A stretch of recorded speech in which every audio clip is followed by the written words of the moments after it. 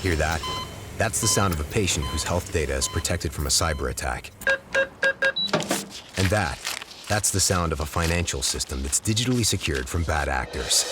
Right now, there's an invisible war being fought on a digital battlefield that impacts what we do every day.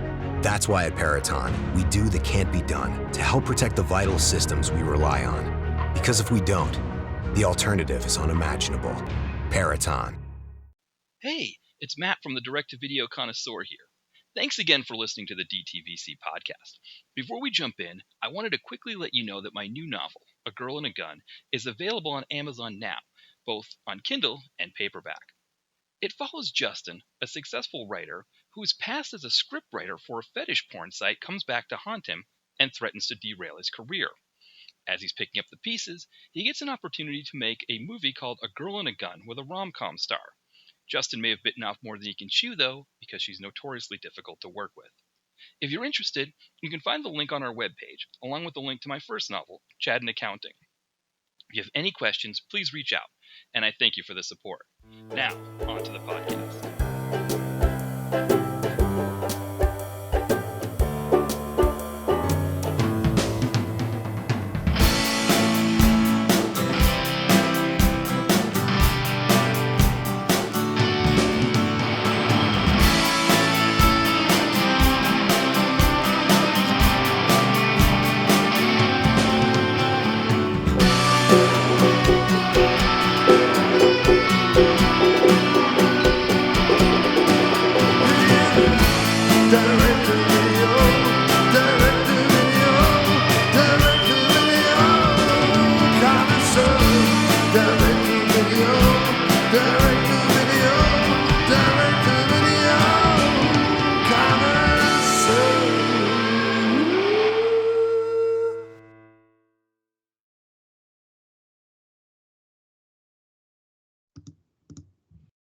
All right, welcome everybody back to the Direct-to-Video Connoisseur. As always, this is Matt here, and I'm joined by a very special guest who we've been meaning to have on for this episode in particular for a while now. But we've got John Cross of After Movie Diner and Miscellaneous Plumbing Fixtures. So welcome back, John. Hey, Matt. How you doing, man? Happy New Year and all that jazz. Yes, Happy New Year as well. Just to let everybody know, we are both sitting separately. We're remote, but we're both in very warm environments while our wives are outside shoveling driveways after 12-hour shifts. So that's what we're. My wife is not outside shoveling a driveway. She's. Although she might be right now, I don't know what she's doing. I can tell you that I did shovel my own driveway on Friday. I don't want to, Matt, don't lump me in with whatever misogynistic 1950s hellscape you're forcing your good lady wife to live in. I, on the other hand, am a modern-ish man. I don't subscribe to all the kind of namby-pamby modern existence that some people do. For example, I'll never eat a goji berry or a fucking kale or anything like that. But I will shovel my own driveway. Did you see this thing on Twitter that was making the rounds yesterday that this politician, I guess in Winnipeg of all places, he was trying to do some performative thing about his wife and saying how his wife worked a 12-hour shift at the hospital and then was shoveling the driveway and how he was going to make her breakfast and how everybody should be applauding frontline workers. And everybody's like, why aren't you out there shoveling? Yeah, right. Yeah. What have you done all day, Mr. Politician? Right. Also, Winnipeg, I have a cousin who lives in Winnipeg, so although I can't claim to know much about it, I see all of his pictures. And it's, we got a few inches here. I believe that Winnipeg is 95% of the year under about 6 feet of snow. So, first of all, if you live in Winnipeg, you don't need a shovel. You need an industrial-sized snowmobile and possibly a plow, a plow or a snowblower. So, yeah, and as for sort of politicians, I guess I get what he's trying to say, in the same way that making a wife, or not making a wife, but having your wife shovel the snow can feel both outdated but also progressive, right? It's kind of 6 of one, half a dozen the other. Of course, women can shovel snow. No one on this podcast saying women can't shovel snow. In fact, women get out there and fucking shovel. But, no, I'm joking. I'm joking. But likewise, If you're a good husband, and if your wife is a healthcare worker, and she's done a 12-hour shift in the middle of a pandemic, last fucking thing she needs to do is shovel snow. I mean, it's commendable, but at the same time, it's idiotic if he is a politician, which means all he does is sit around all day. I mean, politicians are like podcasters. They sit around and shoot their mouth off. Right, exactly. So they could at least he could at least get out there, roll up his sleeves, but as I say, they're in Winnipeg. What's like a shovel? That's just to take the top layer off. Right. Surely they need a plow or some form of industrial equipment to really figure this shit. Yes. Yeah, my only understanding of Winnipeg was, growing up watching hockey, there was this idea that Winnipeg was this like exotic locale that it's like, Vancouver, Winnipeg, these like exotic places that don't exist in any other American sports, and the Bruins are going to go play in these places. It was such an exciting thing, and so that was my understanding of Winnipeg. It sounded like this. In my head, I had Bali, in my mind of what Winnipeg was, and instead it's like I think Winnipeg is probably as far from Bali in reality as you could probably get. But I know what you mean. There's something exotic about the Great White North, just like there is about Africa or South America or something. There's something equally it's sort of the anti-exoticism, I guess. But I mean, Vancouver, don't get me wrong, Vancouver is absolutely stunningly beautiful. But the only thing I know about Winnipeg, outside of my friend living there and obviously hockey and so on, my cousin living there and hockey and so on. The only other thing I know about Winnipeg is there's a song called "I Hate Winnipeg" by, I believe, the Weakerthans. I think they're the band that did a song called "I Hate Winnipeg." So it's the only other thing I know about Winnipeg. I'm a big Canadiophile, if that's even a word, or Canadian fan. But most of it is sort of mid to east Canadian stuff. Most of it is, I'm a Maple Leafs fan. So curse your Bruins alliance.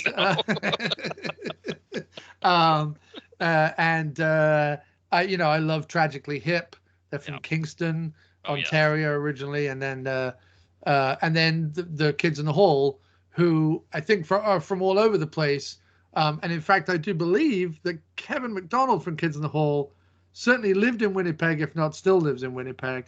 And I believe Mark McKinney has done some work in the sort of the western, more colder part of the States.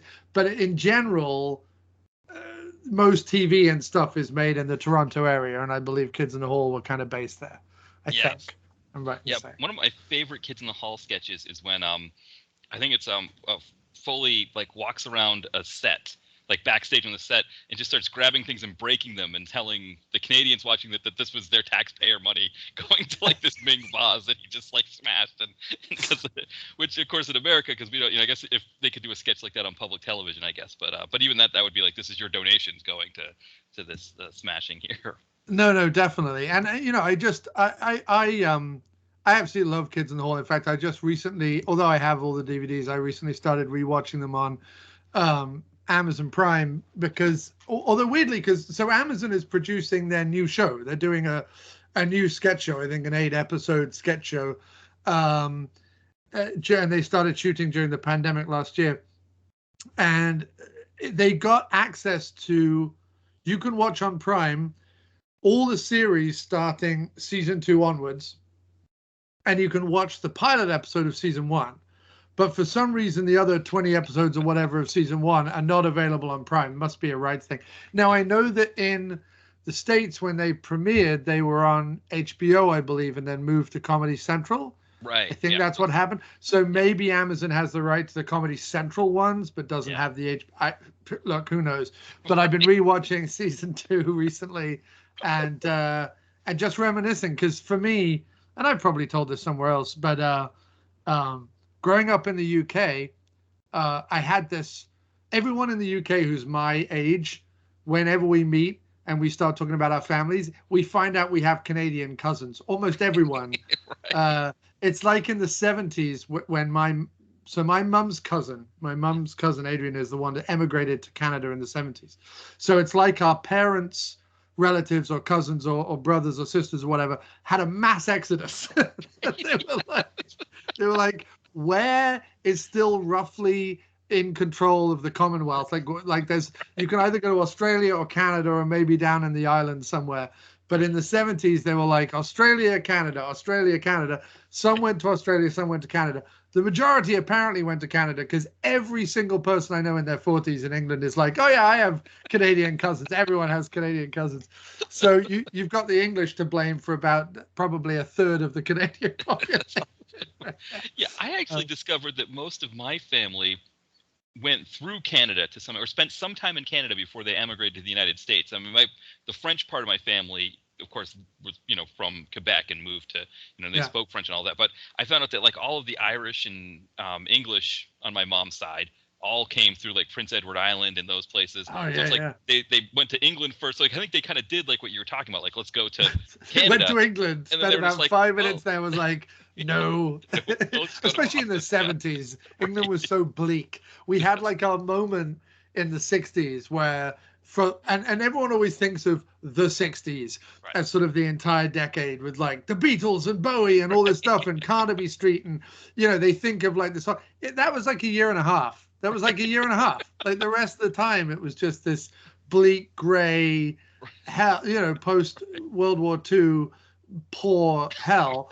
And then as the 70s hit, America became the thing again, and everyone like Bowie moved to America, and everyone moved to America. Like, and then come the 80s, like forget about it. There's nothing in England really. Except like race riots and coal miner disputes and the Falklands War and other shit that nobody cares about. So yeah, the England I grew up in was an England that had been left by all the cool people who then moved to Canada. But when I was, maybe because of our Canadian cousins, I don't know, but when I was about 14, 15, there was a chunk of British television between about 1 a.m. and 5 a.m. that would show Canadian broadcasting, probably because Britain didn't want to produce their own middle of the night stuff. And the time difference was such that we'll just tap into like one of the Commonwealth feeds. And it's funny because the same happened with like New Zealand and Australia. There was like weird Australian broadcasting at like 3 a.m. where you'd be like, what is this program? There was one called Let the Blood Run Free. It was kind of a parody horror comedy type thing, but it was very weird. Very weird. And it was called Let the Blood Run Free. If you look it up on YouTube, I'm sure it's on it. And it was an Australian show, and it was just like fucked up. And we used to watch it at like 3 a.m. But I used to record Kids in the Hall and various other kind of Canadian programming, Tragically Hip concerts or whatever, at about 2, 3 a.m. on VHS back when I was in high school. And I just let it run back in the day. I would just like press record and then go to sleep. And hockey games would come on. That's how I got into the Maple Leafs, because hockey games would come on after the TV shows. So I'd watch like half an hour of Kids in the Hall, and then it would be like, and now the Maple Leafs or the Montreal Canadiens or whoever is playing, and you would watch hockey. So that's kind of how I got into hockey. And so yeah, I had this little weird, and then my best friend's family, the Wallaces, their father had a Canadian assistant at his office in London. And she brought the boys a whole bunch of Tragically Hip tapes and CDs and stuff. So we used to bum around in my pal's like weird little Peugeot 205 where only one of the doors opened with his tape machine didn't work. So we used to have this little, it wasn't a boombox, but it was like a little tape deck about so big, like one of those carrying ones. Not as big as a boombox, but and we just used to put in the Tragically Hip albums in that on cassette and just bomb around in his little car, smoking out the window and stuff. So that was my teenage years. So I feel like I've had Canada coursing through my veins, even though I've only ever visited there once. And I think I drive Canadians nuts because they're probably like, well, there's more to us than the Tragically Hip and hockey, eh? You know, they probably fucking hate me. Yes, we all know the Tragically Hip, John. You're not clever or special. I'm sure they're just kids in the hall, John. Come on, that's, you know, it's a Lorne Michael show. It's as American as it is Canadian. What are you, you know, like, I'm sure they have issues with me just claiming this is their culture. But to them, I would say, outside of Trailer Park Boys and Letterkenny, give me something else there. like all you're exporting is weird, brilliant comedy, you know, Kids in the Hall, Letterkenny, Trailer Park Boys, and hockey, and the Tragic Hip. That's all you're exporting. So give me something else. I mean, maybe like Gordon Lightfoot or whatever, but I mean, you got to give me something else, Canada, if you want me to go on about something else. Yeah. That's funny. My friend, his wife is from Calgary, and I believe who knows if they may even listen to this episode. But she, her mom actually, I believe the Guess Who performed at her middle school when she was growing up before they were big. So that's pretty Canadian. I don't know if it gets much more Canadian than that. That's pretty great. That's pretty great. Whereas I had little known, I don't know, you wouldn't call them even rap or hip hop. They were sort of wanky dance pop, like white boys in cargo pants and backward caps. It was a band called East 17, and they played at our high school.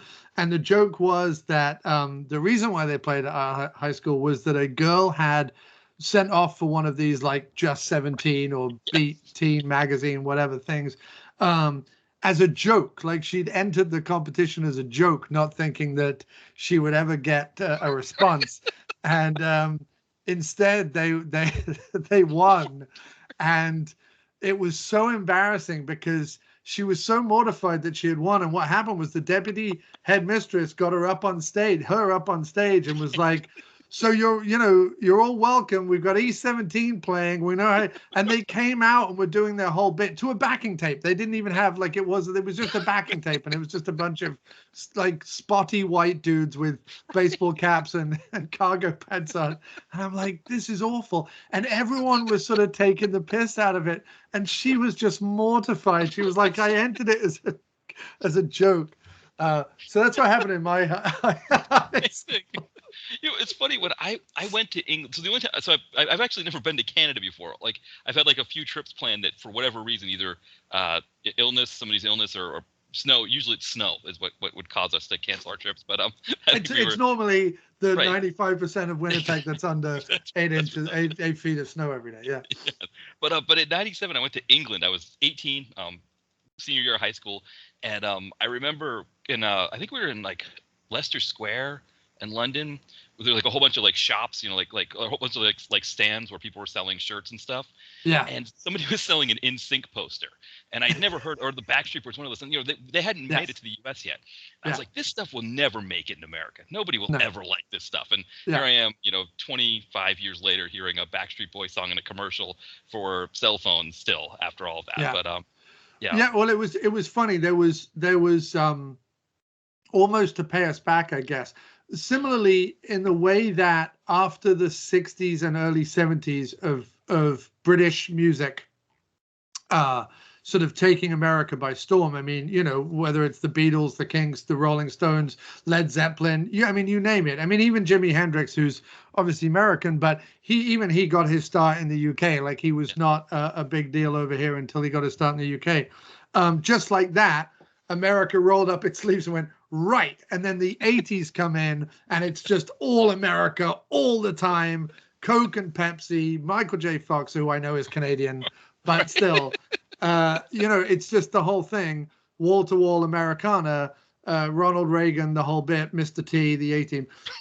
And that started like this genuine wave of sort of a British TV being overtaken by Americans. Right.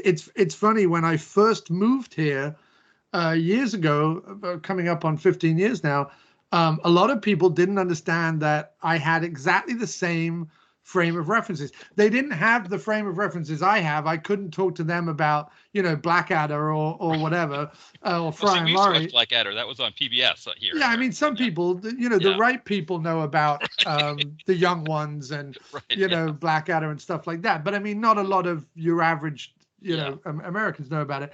But if you want to talk about, Murder, She Wrote or the A-Team or Baywatch or, Friends or whatever it is, it's because I grew up reading American literature, watching American television. Every 98% of movies in cinemas in England are American. So, I mean, we all certainly had our own English culture and British culture and frame of reference. But I can talk. You name a show from the 70s or 80s in America, and I can talk about it as good as a native, right? So, but then what happened was the early 90s. You had Britpop. And sort of little bands like Blur and Pulp and Oasis kind of make a smaller splash over here, not quite as big as the Beatles and the Rolling Stones, but they make something of a splash over here. And so again, America just was like, no, we're not having that. You're going to get New Kids on the Block. You're going to have, America's Got Talent. We're going to just fill you with every kind of pop idol and all this sort of horseshit for the rest of existence. Don't you try and foist your filthy Britishness on us. And then, of course, I move over here in 07. I start working in New York in 09. And what happens in New York in that time, whenever I'm working, all anyone wants to talk to me about is fucking Downton Abbey and Sherlock and fucking Doctor Who. And I'm like, stop it. I came here to escape all. See, in the 80s, growing up in the 90s, early 90s, those kinds of shows, I mean, Downton Abbey, of course, is a new thing, but Doctor Who, things like that, like, people would look at you funny if you said and I didn't really watch Doctor Who that much because it kind of grossed me out. Like, there was always like something like, somebody was always getting like some kind of virus or something and getting like weird bumps on them and things like that, and it just, I don't know, it was difficult for me, but I remember, and there was Downton Abbey in the 80s. It was called Upstairs, Downstairs. It's just, they completely remade. I mean, Downton Abbey is such an old hack fucking British thing. It's like, the working class versus the aristocracy. Oh, it's like we've been making shit about this since Shakespeare was alive. So yeah, anyway, carry on. Sorry, dude. Yeah. Well, what's funny is, so when I was in England, kind of one of my most like English or like kind of like, I don't know what transcendent moment. I don't know what we call, but we're on our tour I like bus. the idea of you going to England and having a transcendent moment when you bump into the Maharishi Mahesh Yogi. Anyway, yeah, go ahead. That's even better than that. We're on our tour bus, and Every Time You Go Away by Paul Young was playing over the tour bus. Oh my God. And I had this moment of like, this is Paul Young. I'm listening to Paul Young in the country of Paul Young. Like, the country of Paul Young. Right. I'm here on this tour bus listening to this. I mean, one of the problems, of course, was when we went to England, our school had this rule at the time where if you were of age to drink in the country you were traveling to, because there was a school trip there, you could drink. So the idea was that the chaperones thought was us people that were 18 were just going to bring booze back to the hotel, and people were going to drink in the hotel and whatever. So me and this other guy were going to get booze for the group we were with, and he says, why are we drinking in hotels? We drink in hotels in America. We're in England. We should be going to bars. Yeah, go to pubs. Right. And of course, the other thing he did is the moment we got outside of the store after we bought the beer, he cracks open a Heineken and starts drinking. And I'm like, what are you doing? He's like, this is England. We can drink on the street here. This is, it's not America. We have to have it in a brown paper bag or something. I was like, oh, okay. All right, I'll do that. And sure enough, we went to the bar. You can in some streets. The town I used to run a pub in, they actually cracked down hugely on open containers outside. But no, most of the towns you can. I mean, most people don't give a fuck. Whatever. I mean, by about the thing when people used to say what are the things you don't miss about the UK, I'm like, the one thing I don't miss about the UK is that come 10 p.m. on any street in any town anywhere, come 10 p.m. there's some sozzled 16-year-old who's had his first beer, who's staggering down the street trying to start a fight with someone, and you're just like, oh my God, like every time. I remember, I never forget in London having to get a night bus one time, and night buses are like, they're the worst. If you think the subway in New York or whatever is no, take a night bus in London. Yeah. And this one little pikey 14-year-old ass was drunk off his face, refusing to pay for a ticket. And we got one of those bus drivers that instead of just either throwing him off the fucking bus or just driving the bus anyway, because who gives a shit? It's 2 a.m. and nobody cares. He instead was like, nope, we're not moving until this kid pays for his ticket. I'm like, this kid can't even stand up. Anyway, sorry, dude. I keep interrupting. Go ahead. No, that's okay. That's amazing. I did have one night bus. I don't know if you call it. They call it the night owl here in Philadelphia. The subway apparently doesn't run after a certain time, so it's just a bus. And yeah, I was like 3 a.m. and I was getting this. I took this, bus, and I was on. It was quite an interesting group of people. I think there was a couple of people that were high on heroin. Other people that were looking at me funny for not being high on heroin. That kind of thing. So, I mean, the night bus would be a great. I'm surprised there hasn't been like a movie or something that's just about the night bus. Right. Because I mean, if you could get a bus. Yeah. As a prop, and you could make a great indie movie, because you would just be like, well, I have one location. Right. It could all happen on the night bus. Anyone can step onto a night bus. There's no surprises on a night bus. Yeah. Like in London, so the subway closes down in London, or used to. I think it stays open a bit longer now. But it closed down, I think they used to push it till about 1 a.m. And the reason why London can't stay open all night like New York. New York has 3 lines per line, meaning 3 tracks per whatever line, whatever numbered line, because it's a much more modern system, even though it looks older. Yes. The London Underground, though, is much older and much deeper, and there is no boring new tunnels or making new lines. Like, that's just not a thing. And there is only one line in either direction, so 2 lines per any one track, right? So, sorry, I'm mixing my words now.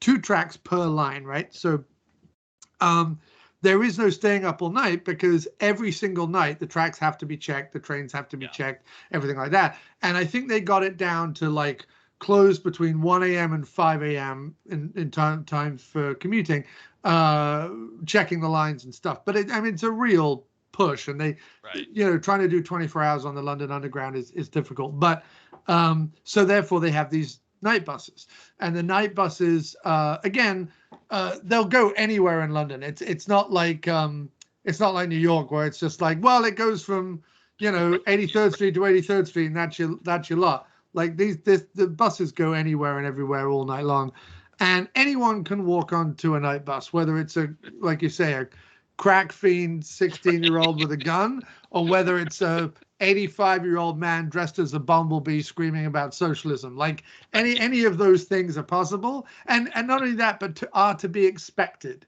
Like if you you don't get onto a night bus and are released unscathed, like that just doesn't.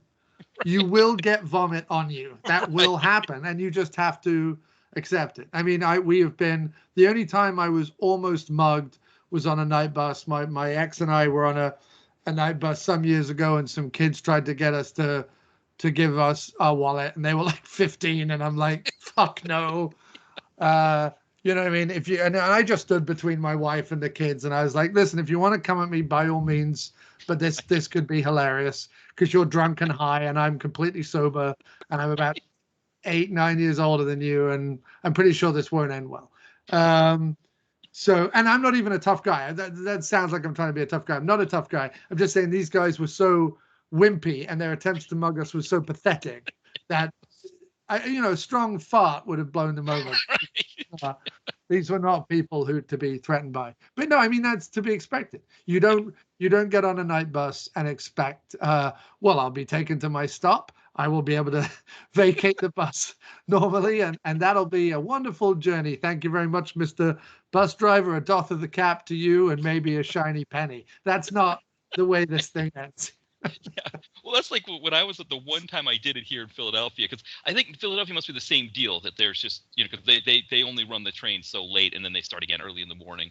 And and then they, like I said, they replace it with the buses. But they do have a night owl service that they do in the weekend. So maybe like the weekends they don't do track maintenance, so that's why they do it. But so I'm on this bus, and I was just like, at the moment I saw a hotel, like I think it was like the Ritz or something on Broad Street. I saw the hotel, and I saw a cab sitting there. I was just like, boom, just pull the chain. I'm getting out. I'm hopping in this cab, and I'm getting the cab home. Yeah, no, definitely. Always, if you can afford a cab, take the cab, because the night bus is a hive of scum and villainy. However, everyone should do it once. You know Yes, what I mean? yes. It's like there's certain things in life. It's funny, like there's people will say to me like, John, you really should skydive. Right. Skydive's amazing. Like, you don't understand. And I'm like, no, I'm pretty sure I understand that it's fear. The majority of it is fear. And then maybe there's a moment in the middle of the skydive where I go, wow, I'm flying.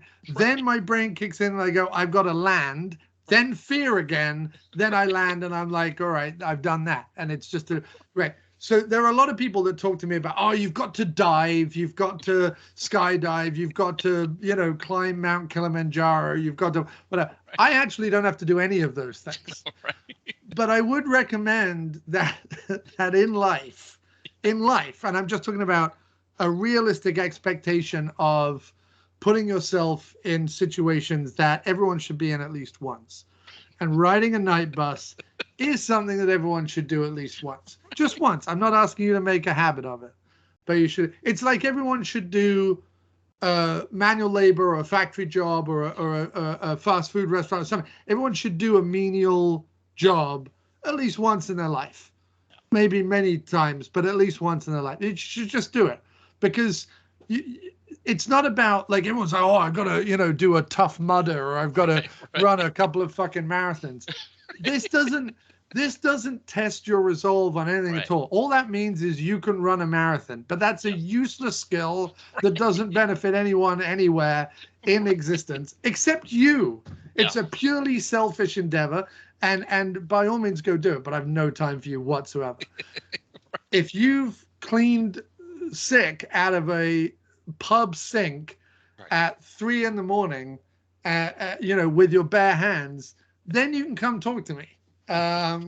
You know what I mean? If you have been threatened by a drunk at 3 p.m. with a broken glass in your face, then you come talk to me. I've done these things. I'm naming things that have happened to me. I've survived. It's fine. I'm not a tough dude. I'm not a big muscle. I'm just saying, these are realistic experiences that everyone that happens to people on a daily basis. You should put yourself into situations like that. But climbing a mountain or running a Tough Mudder or, I don't know, swimming a lake or whatever, it's fine. It's wonderful for you, but it's not benefiting anyone else on the planet. You know what I'm saying? The other thing too, I would say too about especially the kitchen thing. I was talking with my new boss at work about this kind of thing, because he had experience in restaurants, kitchens, and actually, when you work in those kind of environments, when you get into the office, it's actually you're much more competitive in the office. You're much better equipped to handle the things that come in and out, because it's like, okay, what's the worst that's going to happen? I've got 10 emails more than I can handle today, right? Versus going into work with a hangover and trying to handle a dish pit after, having, or worse, I'm the one handling the dish pit because the other guy called in sick, and I'm doing the dish pit and the prep and all three of them together, and also pretending like I don't have anything to do when I get all caught up, so I don't have to clean the grease trap. It's like I used to work in a it was probably about an 8 by 15 kitchen. Pardon me, sorry. I'll cut that out. An 8 by, because I almost burped there. An 8 by 15 kitchen, and I used to do food prep and cleaning up afterwards. And it would normally be me, maybe one other guy or gal, but normally just me. And then this chef who was had been cooking so long and in such dangerous environments that his entire skin and he was always drunk. I mean, but in the best way, in the old school way, in the old school, Sean Connery, Richard Harris, Peter O'Toole type, the nice drunk, not the belligerent, fat, ugly drunk, but the kind of British mid-70s drunk. He was always swigging Guinness. He was spindly. He looked like a Muppet. He looked like Gonzo or something. His skin, just from working over hot plates and grills and frying pans and burning himself and everything else, his skin from top to bottom was red and blistered, like just from top to bottom, the worst skin you've ever seen in your entire life. It's why he looked like a Muppet. You know how Muppets have slightly like puffed up fingers and fuzzy kind of, that's how he looked. He had this huge Derek Smalls from Spinal Tap handlebar mustache, which was just phenomenal. I'm not, you think I'm joking, you think I'm doing a bit. This is not a bit. This is exactly someone who I worked with for over a year of my life as a teenager. He was phenomenal. I loved him. I loved every bit of him. He would burn, he would smoke cigarettes. This is like the age I grew up in England. He would smoke cigarettes while cooking dinners for people. Like his fag ash, as we called it, cigarette ash, but we call it fag ash in the UK, would drop off into the frying pan when he was making someone a steak. He'd just stir it in with the sauce. I'm not even kidding. But I'm also not kidding when I say his food was delicious. Like for pub food. Pub food, his steak and chips was out of this world. His fish and chips were great. His garlic bread was amazing. Like it was pub grub, but it was, oh my God, you wanted to eat it all the time. But it was made on this like rusted out, burnt out, blackened, insane pots and pans that were never really, I mean, they were cleaned as much as you could clean a pot and pan, but I mean, it was thick with the grease of regret and despair. And it, and everything was like frozen and then reheated, but he did it in such a way, and he would work from 11 a.m. He would do the lunchtime shift, then he would go to a cot in an upstairs room, crash for an hour, come back down, do the nighttime shift, and it was just me and him for weekend after weekend. It was glorious. And, I'd peel spuds and chop lettuces and mix up garlic butter and stuff, because you have to get these big industrial tubs of margarine and put garlic powder and chives in it so it looks like, you know what I mean? And then you melt it in the microwave and you stir it up and you put it back in the fridge. Like, we used to do all that stuff. And I tell you what, like at the time, I apart from hanging out with him, and I loved him, I fucking hated it. You're meant to hate it. You're not meant to. But a few years later, you're like, oh, I'm so glad I did that. You know what I mean? So glad I did that. And I will take that over doing I did a 5K at the weekend. Fuck off. Exactly. Yes, exactly. I totally agree. Well, that would be a great I've learned hot yoga. Fuck right. you. It's like, yes, take your sourdough bread and go fuck yourself. Right. Exactly. I'm tired of it. Exactly. Yeah. I mean, that's the thing for me about cooking, because people tell me like, "Oh, Matt, you work in kitchens. You must be this really great cook."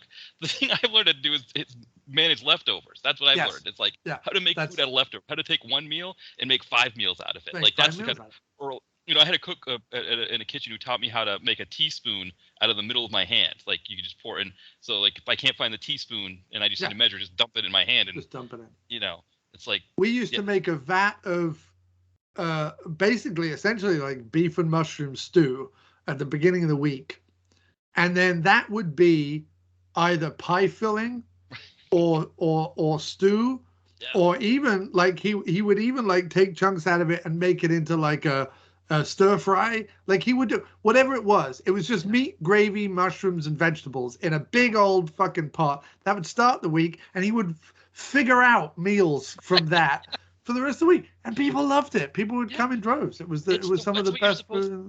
Yeah, that's kind of like, it's not about like going to like recipes.com or something. And it's funny because my wife kind of, as we say in England, takes the piss out of me because I'll make my own pickled onions or something like that, and she's like, talking about me being some bougie millennial with my pickled onions. But it's like, but overall, I think it's more the beef. Like I'll make something on Monday that I can use for the rest of the week. It's. And now, and what's funny is we're sat here now in our middle age, and I sound exactly like my dad did when he was trying to convince me to get the pub job in the first place. Right. I was 15, so that puts, if I was 15, he was born in 1941. I got to do the math now. He's probably, okay, so he was a bit older than me. He was in his 50s. But he would look at me and say, if you're living under my roof, I want you to be earning some money, blah, blah, blah, blah, blah. I want you to have your own pocket money, but I also want you to be able to buy clothes for college and whatever it was. Like he had things that he wanted me to have. And he was like, you're going to have to do that. And it's not going to be as bad as when like when he was a kid, he tells stories about how like he wasn't even allowed to finish high school. My grandfather was like, "Go get a job, you lazy bastard," and he went to get a job like literally as the lowest guy on the rung at the bank, at the local bank, like the guy who licked the stamps on the letters in the corner. But he had to have a suit to go work at the bank, because back then in the UK it was like, oh, the bank was sort of this institution, right? None of these layabouts with name tags and polo shirts like you get today. You had to be dressed to the nines to work in the back room of a bank, and his dad bought him the suit, and then his first 10 paychecks went back to his dad to pay off the suit. That's what my grandfather did for my dad. My dad was just like, go work in a fucking kitchen, get some life experience, and then you can buy your own sodding, VHS or whatever I was buying back then, So that, mine was a little different. He didn't make me pay rent or anything, but but it was like that a little bit. And it should be. But now I sound like my dad, being, well, it makes a man out of you, and we all said we wouldn't become that guy, but I've become that guy, and fuck it, I like that guy. So I'm going to... I hear you there. Yes. No, I definitely agree with you there. That's like, I was in the grocery store the other day, and there was some like twee modern cover of Don't Dream It's Over by Crowded House, like some woman, who, I mean, to be honest, like if this was in the 90s and it was Juliana Hatfield, I'd probably be like, oh, this is pretty good, or right, Belly or whoever. But no, now it's like this twee, millennial group that's like supposed to be on like, just put it on an insurance commercial or something, and I'm just like, oh, I can't handle any of this. And there's this woman who's older than me who's like kind of humming along to it, and I could tell she was listening in her head to the original version. Well, even though it's the twee version. It's like every single movie trailer now has the slowed down indie emo version of a song that right? Like whatever it is. Yeah. And today I was listening to my Discover Weekly on Spotify, and the old Elvis Costello song, "Peace, Love, and Understanding." Oh, yes, What's so funny about peace, love? Yeah. The kind of rock punk song.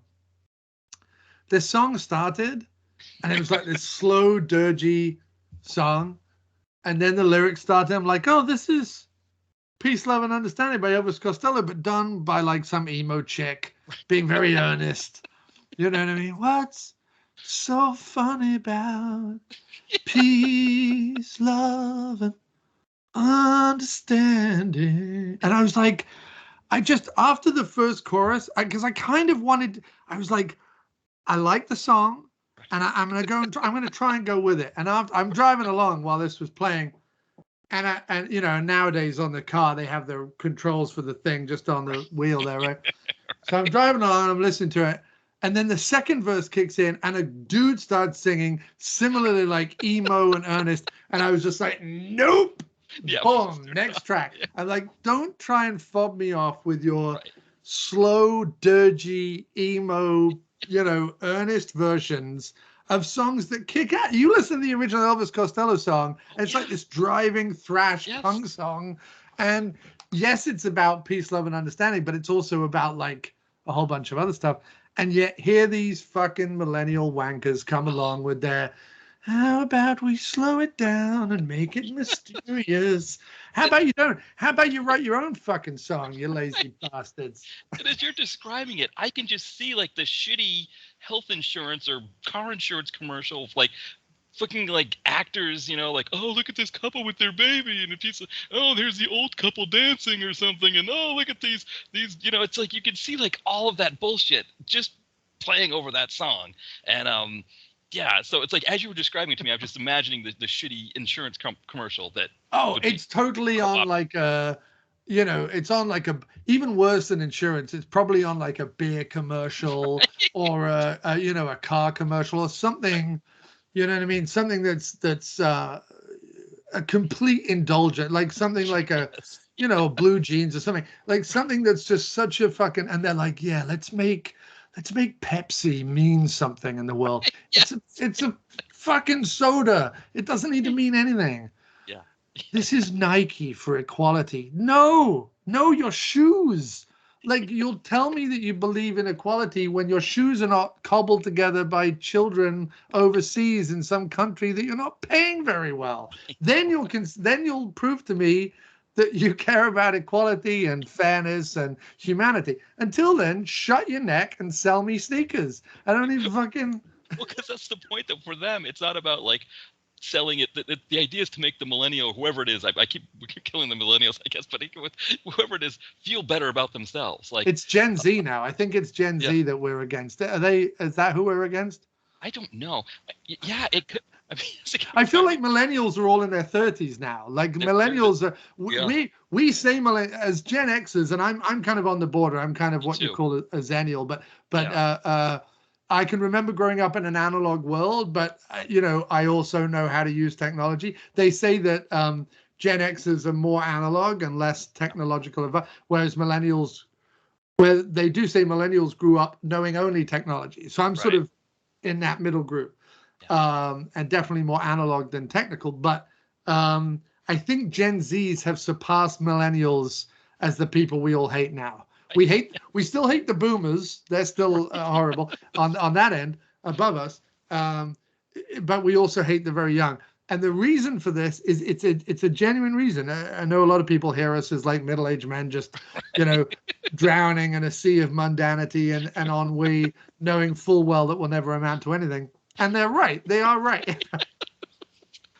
But the reason being is that we're all, first of all, everyone's living too long, right? So the boomers are living way longer than the previous generation lived that they had to deal with.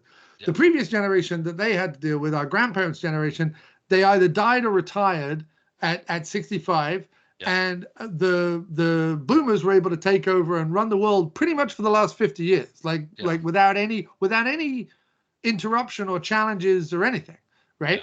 And then we are the middle management generation. That's what I call us. We will never be. The best analogy of this is Prince Charles and the Queen, right? So the Queen has lived so fucking long that by the time Prince Charles is the king, he'll be king for like 5 minutes, and then he'll die on the toilet. You know what I mean? And then his son will then be king for like another 80 years, right? So that's how that's going to work. That's what we are. We are the Prince Charles in this scenario.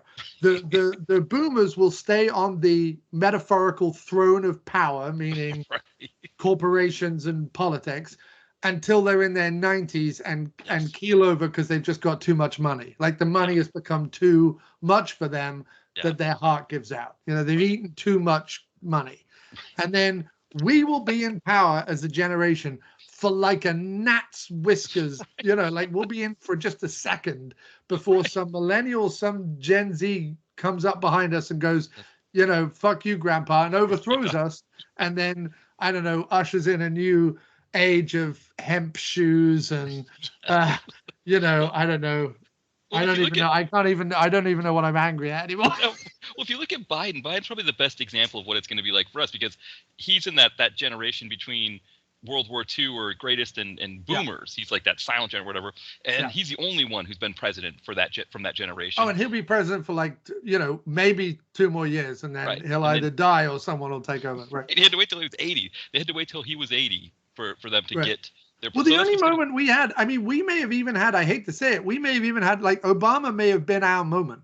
Right. Like, he was what, the youngest president for a long time, right? He was. Yeah. He was born in 61, I think. Right. So he, like, the last time we had a really young president was probably what, Kennedy? Like, I don't know, since how old was Clinton when he took over? He was in his 50s, right? 40s? That's a good question. He was born in the late 40s, so he might have been in his mid 40s, I think.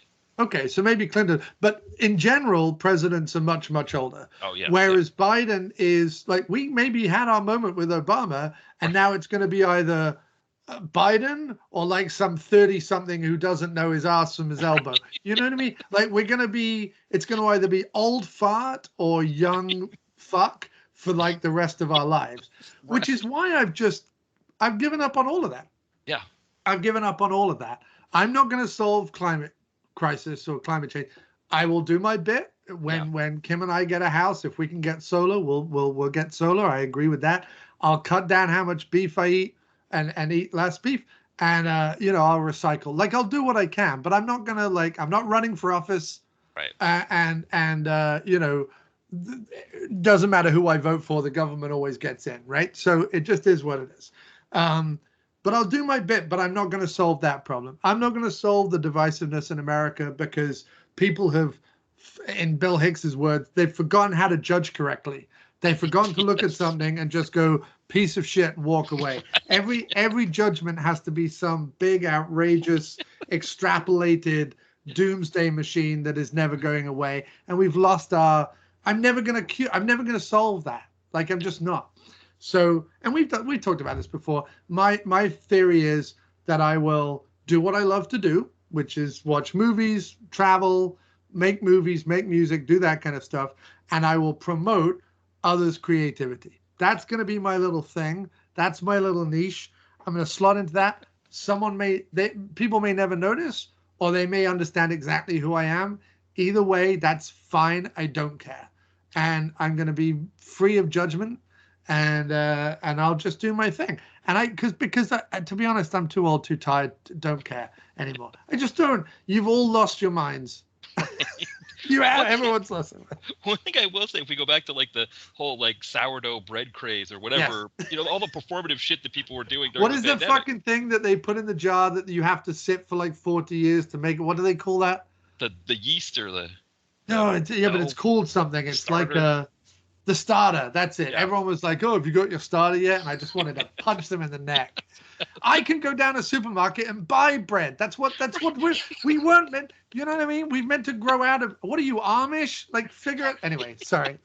One thing I think is a good point is like like during the pandemic you were putting out music, and music is something that everyone can share, right? Like you put out a song. Although they don't share mine. People can listen to it and enjoy it, Yes. Whereas like sourdough bread is like, here's my picture of my fucking sourdough bread, right? Yeah. Like who's getting anything from that? Just me, my performative. Like look at how great I was because I made fucking bread, Right.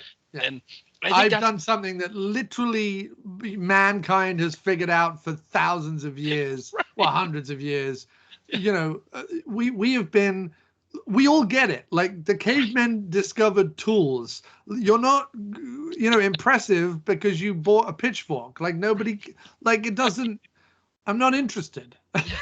Exactly. I think that's probably the issue, I guess. Yeah, with sort of it's all about the performativeness, and I think you're right. Like I think I'm kind of in the same boat. I used to do this thing where I go to a hockey, a sporting event or something, and I'm always like, posting my pictures of the event, and it's kind of more like I wanted to share, like this is what I did.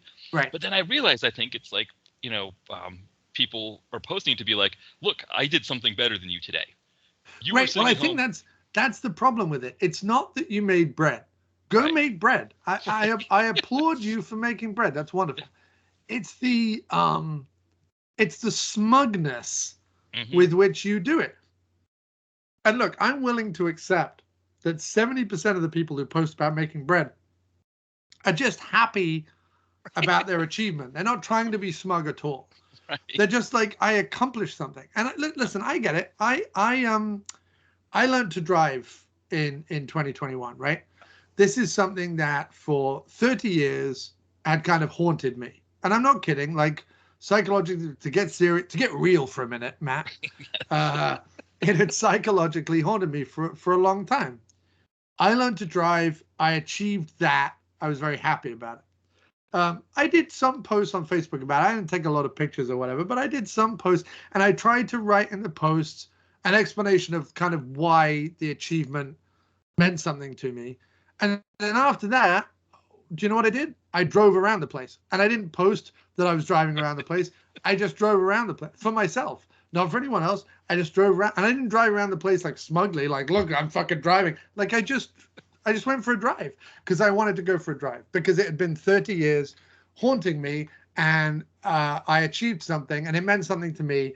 And I posted on Facebook. Facebook tends to be where I post for family and friends because it's really the only people I interact with. Twitter and Instagram are more my public personas that I post about movies and about creativity and about music because that's a wider audience.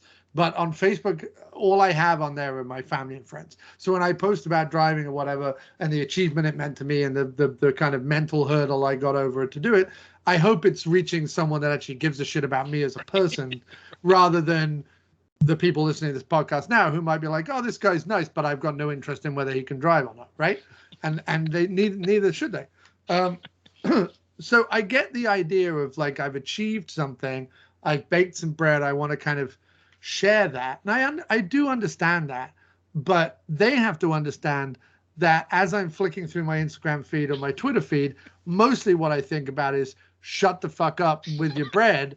I don't care. It's wonderful you did it. Congratulations. But I cooked a chicken last night. It's no less or no more impressive. I mean, it is what it is. Now I didn't build the chicken from the ground up, so maybe their bread is more impressive. But I tell you what, my chicken was tastier and didn't take as much time, and I didn't look quite so much as a twat cooking it. You know what I mean? Exactly. Well, I guess we should dig into into Action USA. I know this tends to happen. I think when we get on, like, I think we got here by talking about Winnipeg, and yes, which is interesting. It was like Winnipeg, England. Now we're finally into USA with that. Into USA, and listen. I mean, keep what you want, edit out what you don't want. But I think it's a thing where, and I found this with my own podcast. Yeah. I've got to the point where having a conversation with you and riffing with you and joking with you and like doing that.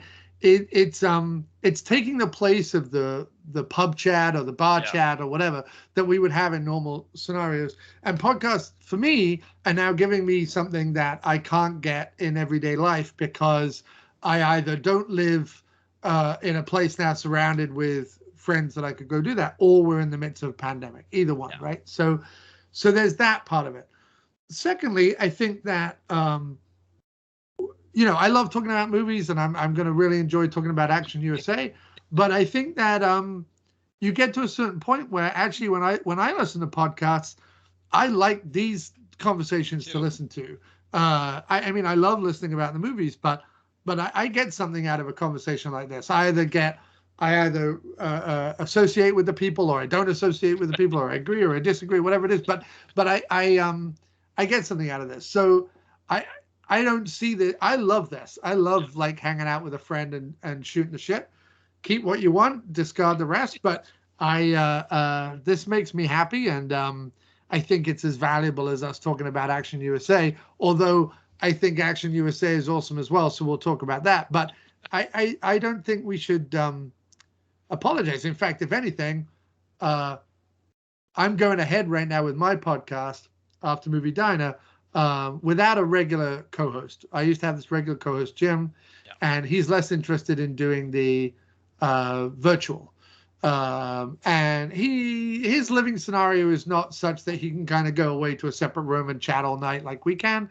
He's kind of in a one-room apartment with his wife, and it's kind of a thing. So I can't really have that regular thing. I'm always trying to kind of, get a guest or get a someone from outside.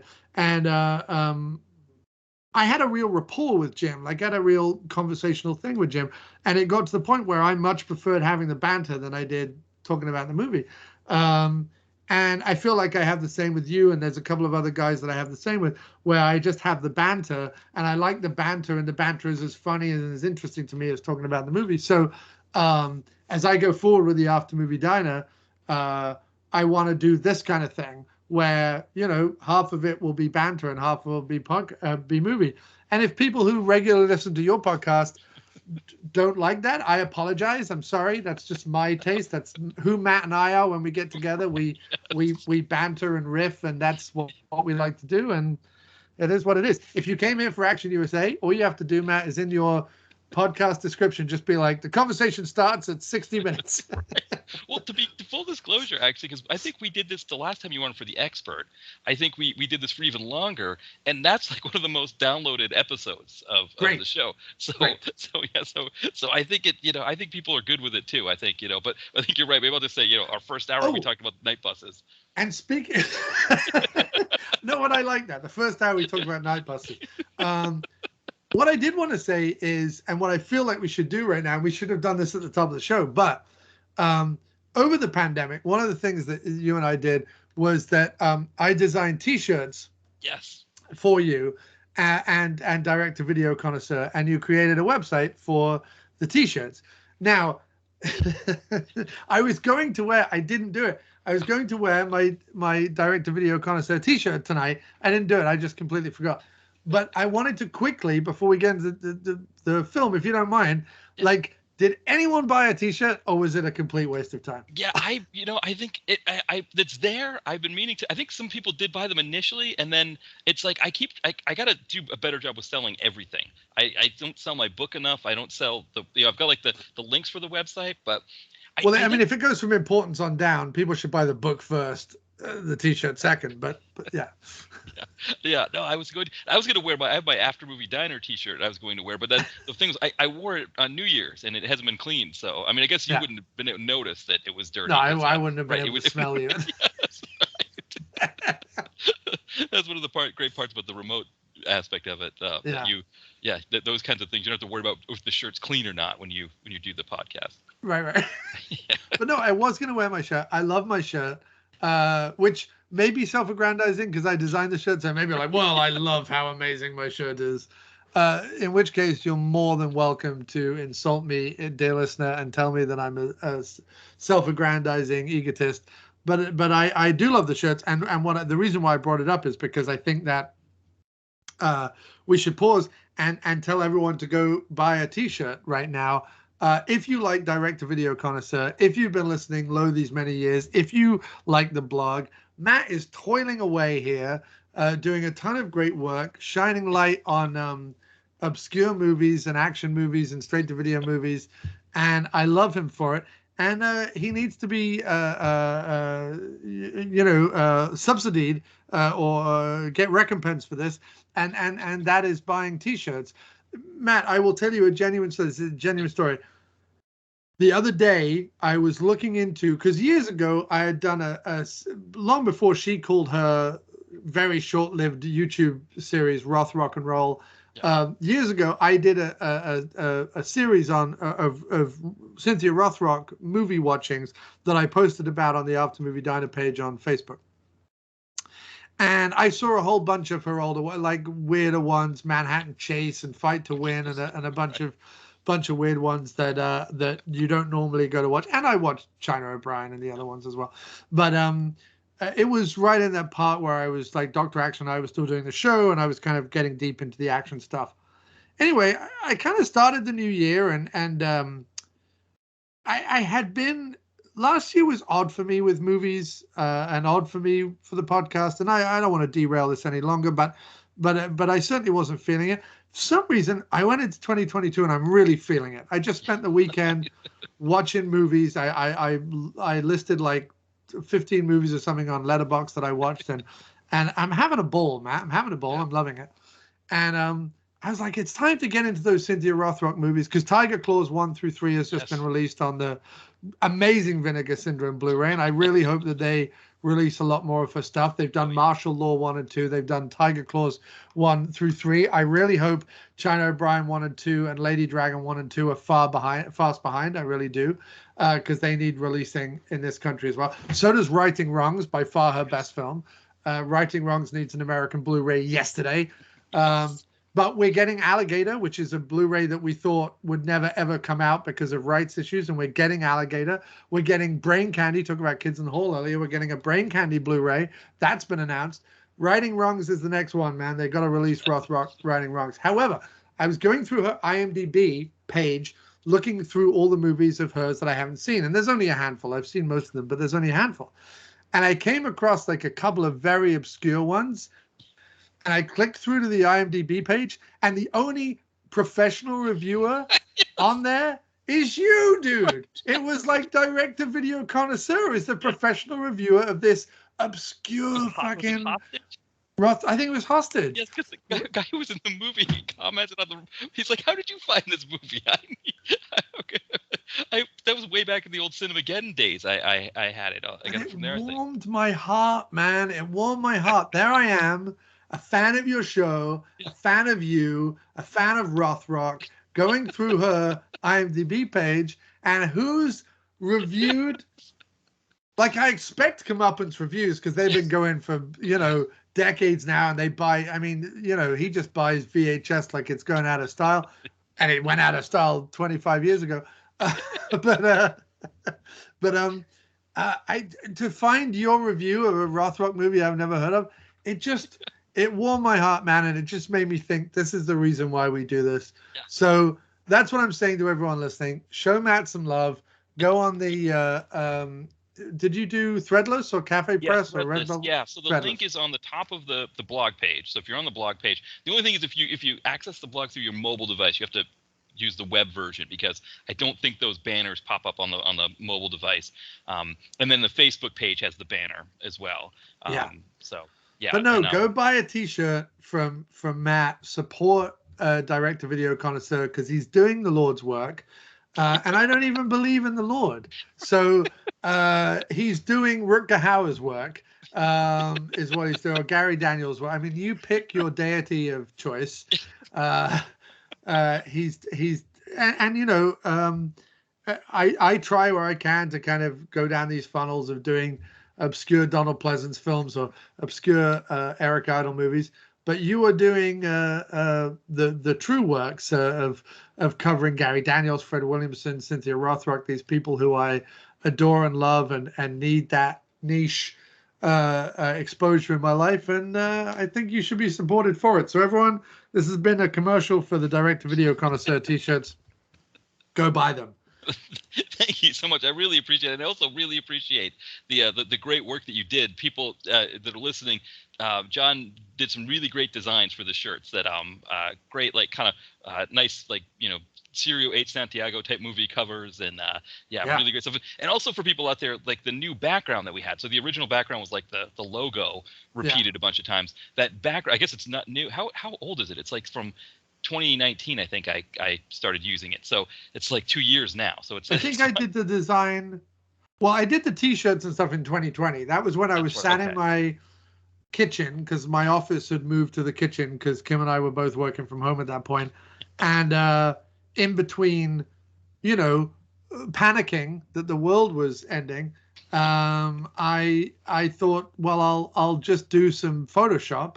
And I found a couple of very obscure VHS covers that I thought were suitably ludicrous and decided to kind of make that the direct-to-video connoisseur. I used a couple of lines that you had said that you use sometimes on the show, little catchphrases, and use those as the taglines on the posters.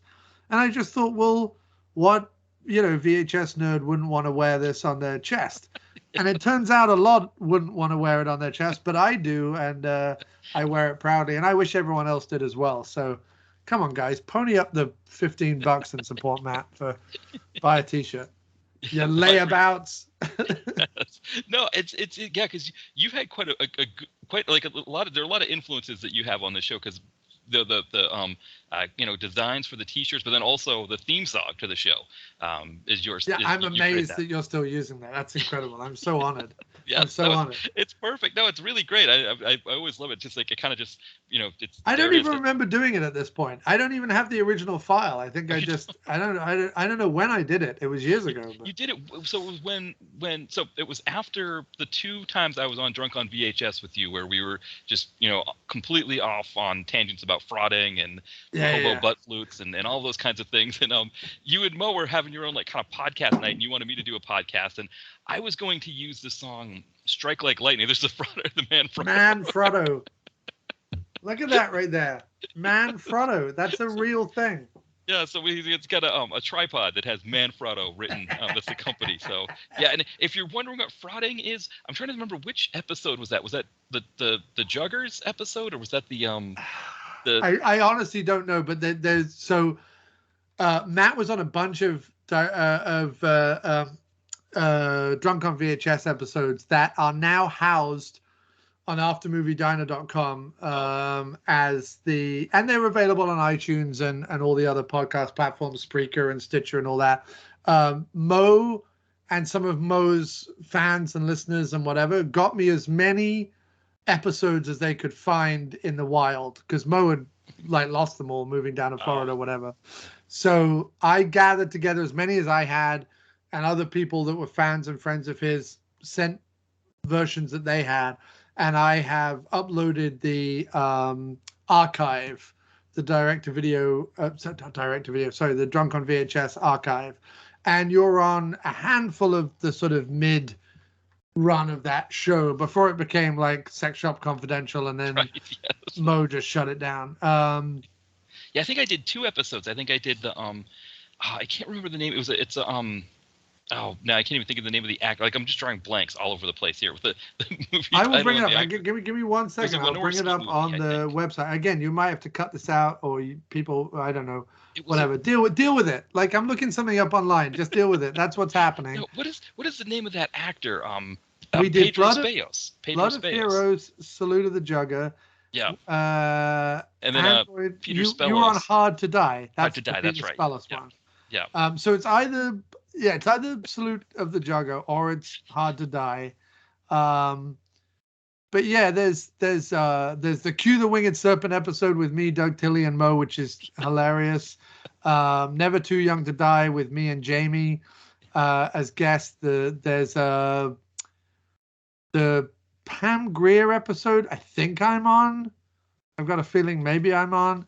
The Dick Nose episode, which is where we cover Nothing But Trouble with me and Doug Tilley again. I was on a bunch. I was on, and kind of some of those are up on this archive thing, and but it's great. Like, it's funny because we've all sort of been doing this on and off for like 10 years. The After Movie Diner just turned 10 last year. The podcast, the blog's been going a bit longer, and I don't know. I get, especially for those shows that have kind of dropped off, and those guys that only do kind of the occasional guest spot now, like Mo. I get real nostalgic, dude, yes. for those. I mean, it was only maybe like 5 or 6 years ago that we were doing that, but I get nostalgic for that era when we were just like jumping on each other's shows and talking nonsense, and it might mean nothing to anyone else, but like there's a group of us to which that was our, that's part of who we are and part of our adulthood. Like, it's the same way I look back at I'm very lucky, Matt. Every 10 years in my life, I have sort of a touchstone, right? And this might be the case for everyone. I don't know. Some people may live exciting lives that every 5 minutes is a touchstone. And some people may live really boring lives where they've never had a touchstone. But, I think about writing cartoon strips, comedy sketches, and songs with my friend John Wallace when I was very young. I think about my college years and hanging out with those guys and making short films and stuff like that. I think about my university life and hanging out with those friends and watching movies and growing again and making movies and doing stuff. I think about starting the podcast, and there's sort of every 10 years, like I do something that kind of just, it has its own zeitgeist. It's not the zeitgeist. It's not the thing that everyone's talking about. And I don't know that in this day and age of there being a billion things going on all at once, all the time, whether we'll ever have a zeitgeist again in the same way that we did growing up. But there was a point where I met you, I met Mo, I met Doc, I met the guys doing Profondo Cinema, I met the guys doing film reviews from the basement, just a whole, the Blood Bars and Boomstick guys, Tim and Kyle.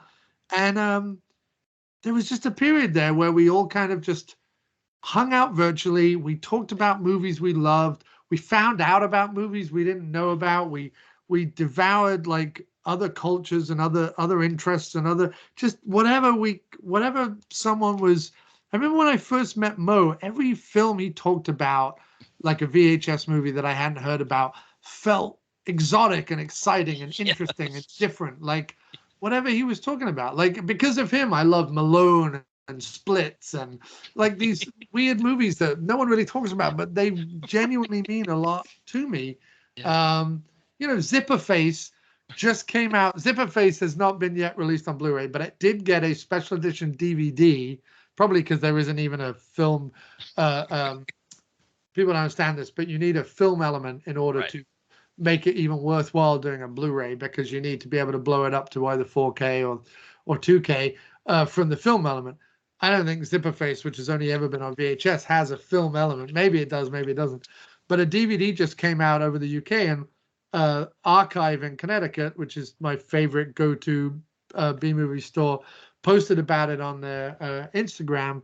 And I hadn't thought about that movie since I covered it with Mo years ago, but they posted about the DVD of Zipperface, and I was like, I need to own that just because it's a movie that it meant nothing to me 20 years ago because I didn't know about it. But 10 years ago, when I found out about it through Mo, it kind of meant, like, I don't know, I have a nostalgia for something that's technically recent history. I mean, it only happened a few years back, but I don't know, like, it meant a lot to me that time. And so the fact that you and I keep doing this, it means a lot, dude. I don't want to get all soppy and sentiment, but it does. It means a lot, and I love it, and it makes me happy. And maybe one day we can do this sat around a table, in person. But until then, man, this is a blast. I love it. I don't care what people think. I love it. It's fantastic. Yeah, no, it's a blast for me too. And I think one of the problems was this year was that, like, because I remember we had talked about doing this one, the Action USA one, last year at this time. When it came out, because it came out twice on Blu-ray last year, not just once, but twice.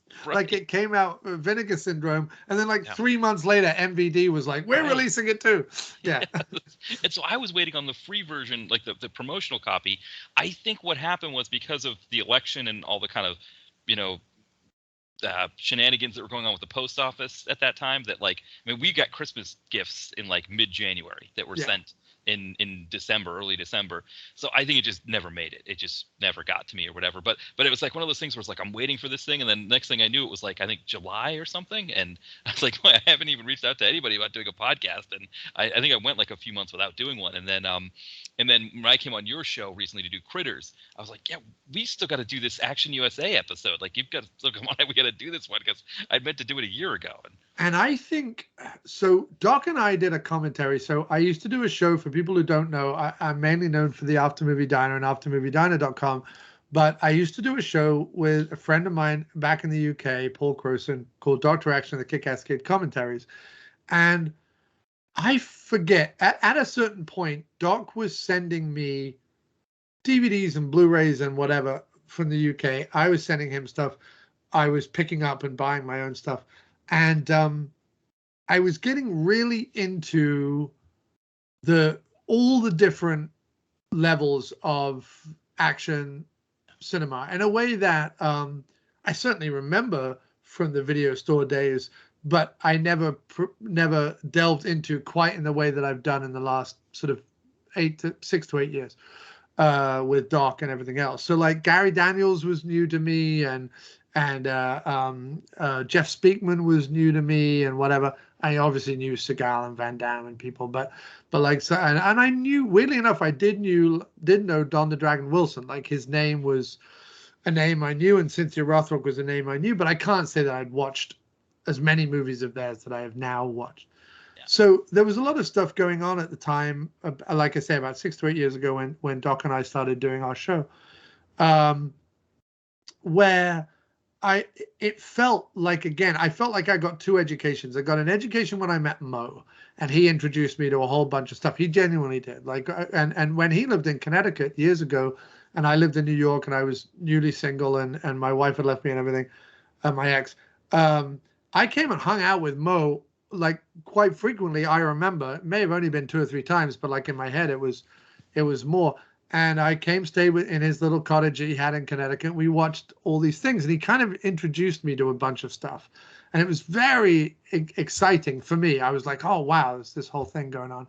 And then Doc came along a couple of years later and kind of did the same thing with sort of B-tier action stuff. And Lorenzo Lamas, and I mean, you didn't name it. Like, I just got into all these different things. And Action USA, I've got to say that I think it was, and I still call him Bosch because that's what Mo used to call him. But Tyler over at Comeuppance Reviews, I think it was him who said, "Have you seen Action USA?" and shot me like a YouTube link. It's no longer, well, I don't know, it might be on YouTube again now, but it wasn't on YouTube for ages. I actually downloaded that YouTube file, and that was the only version I had of this movie for years. And it's funny. a guy from Germany emailed the After Movie Diner about a year after that Dr. Action episode came out. It wasn't even like right away. It was about a year later. And he was like, do you still have Action USA? I've been looking for a copy of it and I can't find it anywhere. You covered it on your show. I would really like a copy. And I sent him the downloaded YouTube link. I had like a 720 meg file of this, just ripped from YouTube, from like keepvid.com or one of those YouTube ripping platforms. And I sent it to him. Like, no one knew about this movie. Like, Tyler told me about this movie. I downloaded it. We did a commentary on it when no one knew about it. Yeah. And then, much like London night buses, to bring it back, nothing comes along for an hour. Suddenly, two come along at once. And last year, we literally got 2 Blu-ray releases of it. So that's my story with Action USA, was that I didn't know about it at all.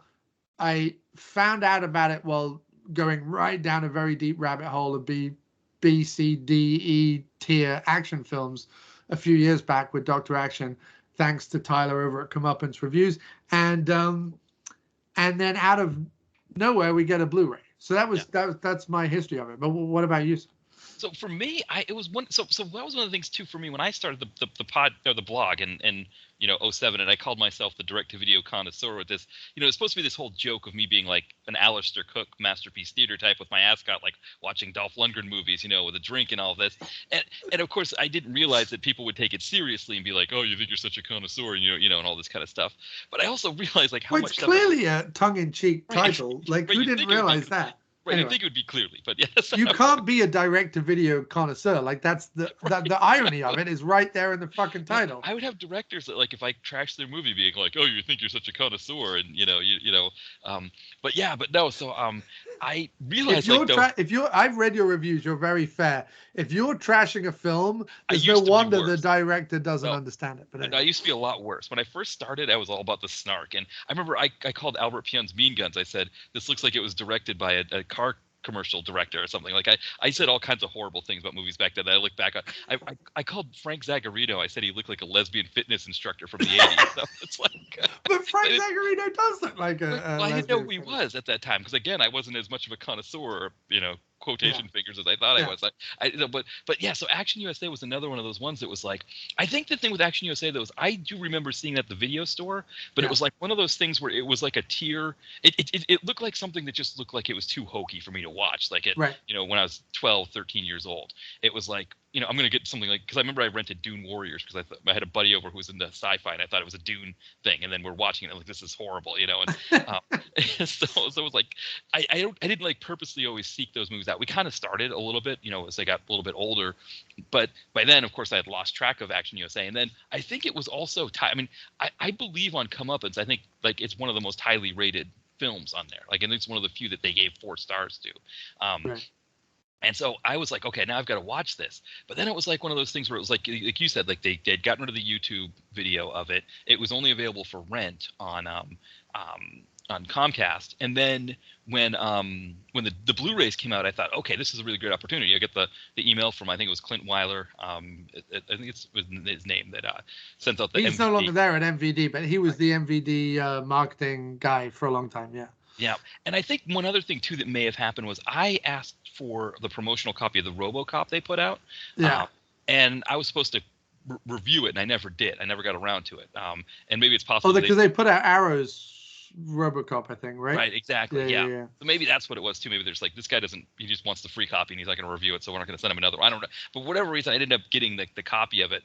And so then it was just kind of like, okay, it's been a year. It's time to have you on the show and talk about this. I'm just going to plunk down the $4 and get it on Comcast. And one thing I will say about Comcast, like their computer screener, like the viewer, it's absolute shit. Like it's shit, really? Constantly refreshing. I mean, maybe it's because my computer shit. That's part of it too. But like I get images, because I'm always capturing images for the blog.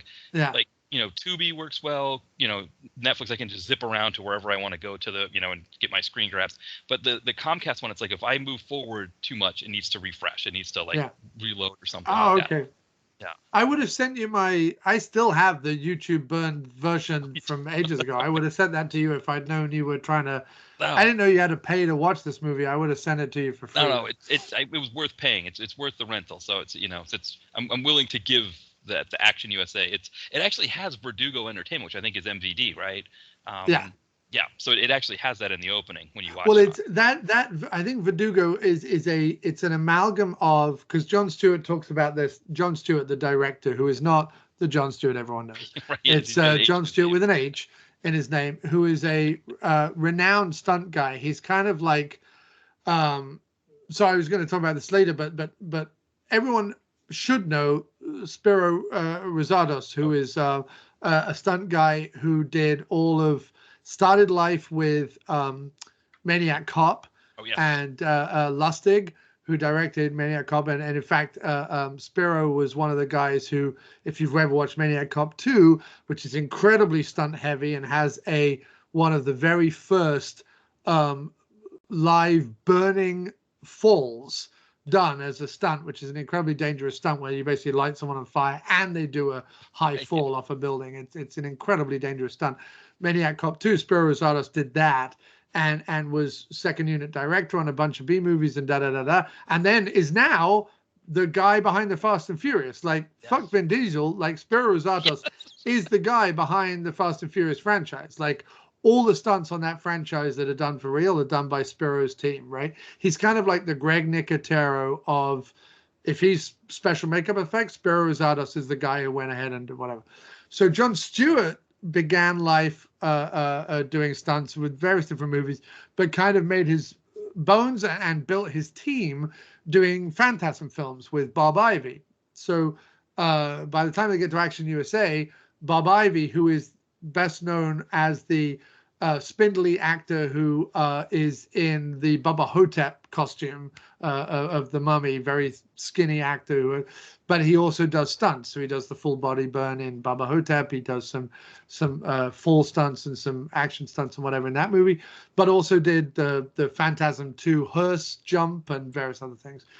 Jon Stewart and Bob Ivey kind of form this team, and that team goes ahead and makes Action USA with one other guy, and I'm sorry, I'm blanking on his name. I was watching the interview with Jon Stewart and my friend Brian Trenchard Smith, renowned B-movie Australian and English director Brian Trenchard Smith, who apparently worked with Jon Stewart on one of the Leprechaun movies, I think Leprechaun 3 or 4, one of those, and he interviews him on the Vinegar Syndrome Blu-ray, and they're talking about this third guy, and I don't know, but yes. I believe Bob Ivey, Jon Stewart, and whoever this third guy was, who was the producer of Action USA, they're the guys behind that production company. What did you say the name was?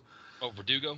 Verdugo, yeah, I think they are because they all own a piece of it. It's an independent movie that they made that they now still own a piece of it.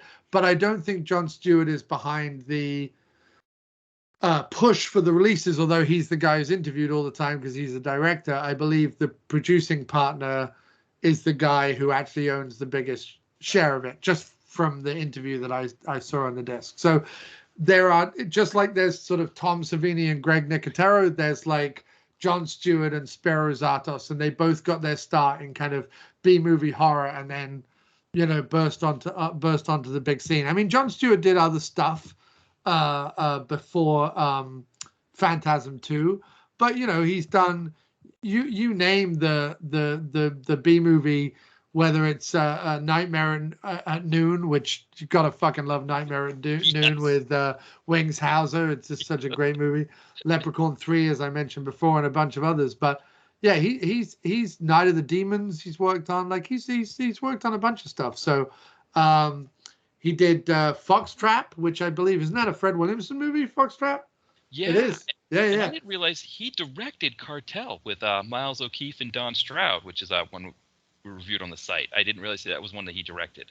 Yeah, so he's worked on a bunch of stuff, and if anything, he's the like I say, he's sort of the B movie version of Spiro Rosados in a way. I mean, and on B movies is where they test their metal. It's where they test out their tricks of the trade. They're like magicians figuring out how you do sleight of hand. That's what stuntmen are on these lower budget movies. Whether it's Cyclone or Zombie High or Creepazoids or any of those that he's worked on. It's and he's done other bigger films as well, but those ones are the ones I'm really interested in. Yes. Well, that's like, with Spiro Zatos, Gary Daniels credits him with how Recoil came out so well.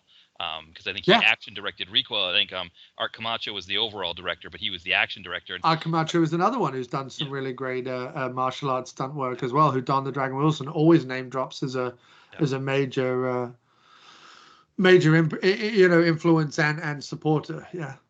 Yeah, it's amazing how some of you're right. Like, I think it's like we get into this period. I mean, Ty and Brett come up as they always talk about, like, kind of like the late 80s into the early 90s is probably the best period for this kind of movie. And I think, Action USA is one of those that's like, I don't even know. Like, I mean, I don't even know where you put it. Like, if you were doing a top 10, everybody's got to rank everything, and we got to always, what's your top 10 this or that, or top 10. But apparently we can only put one, even though the internet is infinite, we can only put one per page, and you have to annoyingly scroll through. Yes.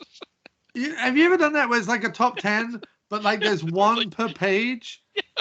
And I'm like, dude, I can scroll through this. I don't have to reload all your fucking advertising every time I want to see whatever you voted number 8 of the best, time that fucking Sandra Bullock fell over or whatever your fucking top 10 is. Have you ever seen, like, when they do, like, they'll do one of those and it's like the top female action stars, and Pam Grier and Cynthia Rothrock aren't anywhere on the list, and fuck those people. Take them seriously. No time with it. They're just like Linda Hamilton. I'm like, name more than 2 movies in which Linda Hamilton is an action star. Right. Can you do that, please? Yes. Well, Pam Grier is making the genre. Like, she's making She was making the action genre itself in the 70s. Not just for women. Don't get me wrong. Linda Hamilton and Sigourney Weaver are amazing, and they certainly blaze their own trail.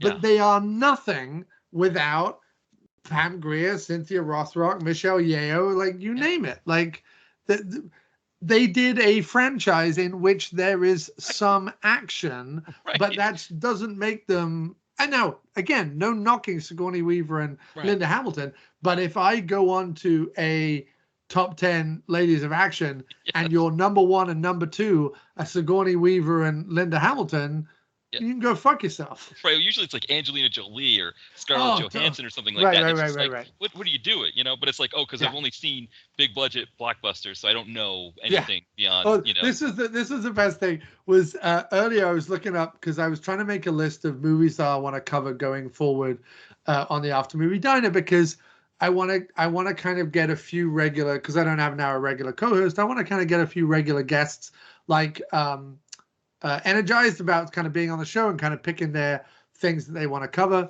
So I'm putting together this list. I'll share it with you. I'm going to share it with some other friends. I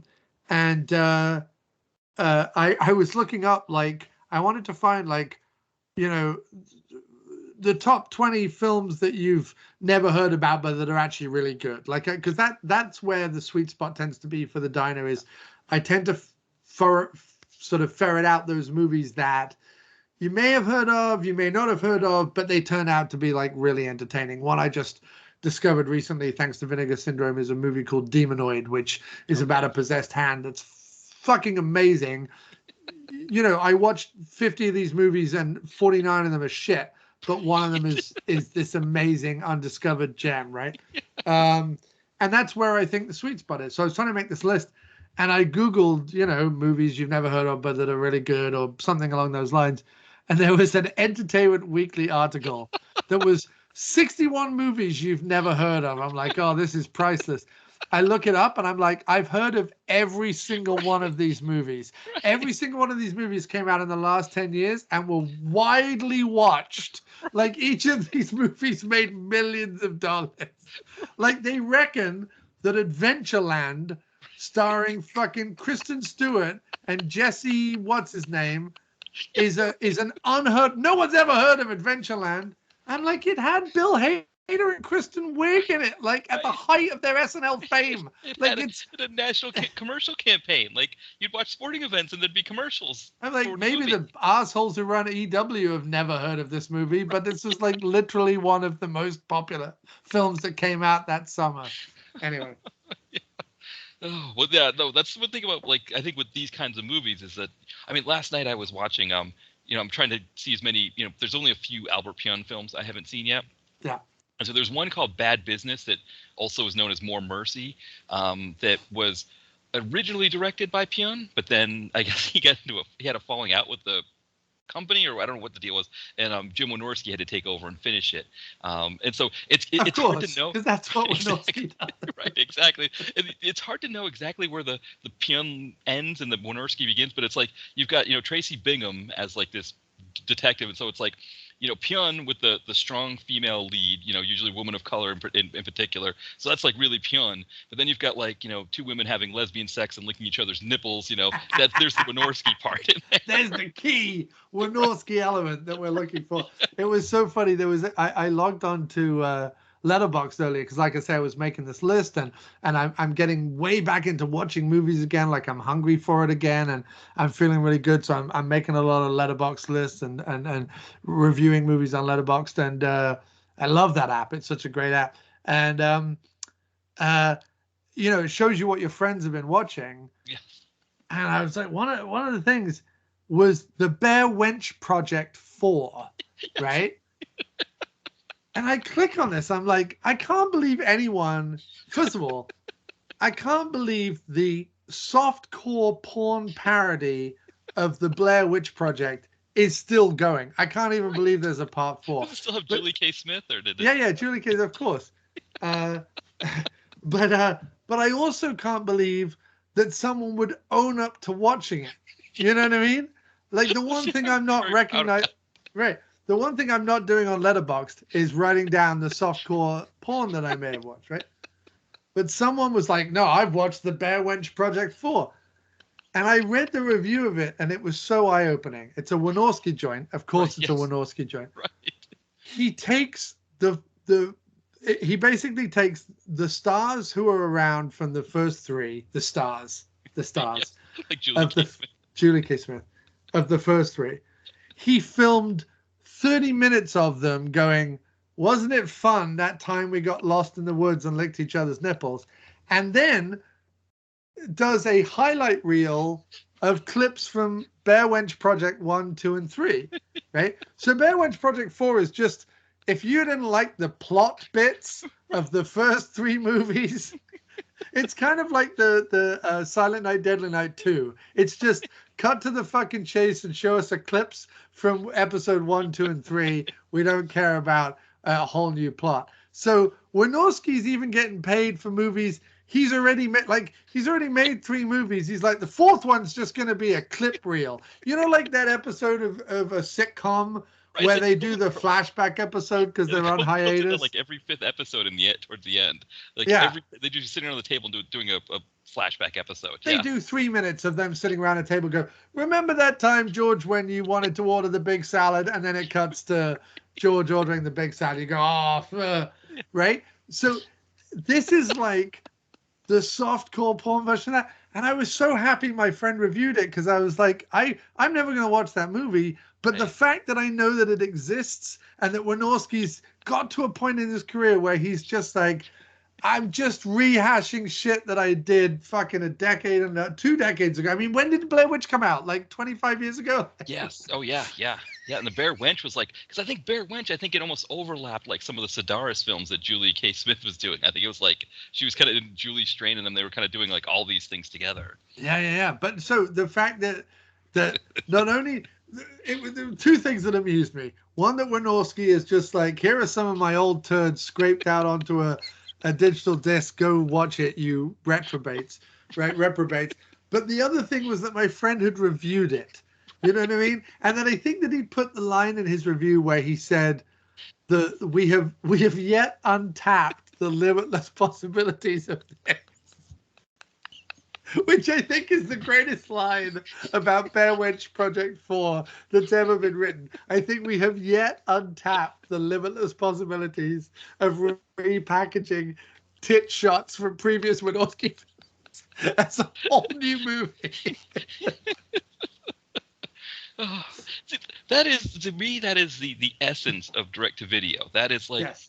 making lemonade out of lemons however you can. It's, yeah. And I think that's one thing about this movie that we're talking about, the Action USA, is that it's not really that. Like, there's not a lot of recycled footage. It's kind of like a lot of like stunt stuff. It's a lot of that kind of stuff where it's like, yeah, like Wynorski just, okay, I made a movie. Like Wynorski would make 5 movies out of Action USA. He'd make one. Totally. And then he would just take all these pieces. I mean, the Burning Man. He's the Western answer to Godfrey Ho, is what he is. I mean, he's the Western answer to the guy who's like, I make 3 movies and then I just constantly recycle those movies with other weird, like Belgian ghost films that I purchased off a film. What do they call it? Like at a film market. I just going to buy like a bunch of weird random movies from around the world that no one's seen, and I'm going to insert Richard Franklin into it. Well, no, Richard Harrison. Richard Harrison into it.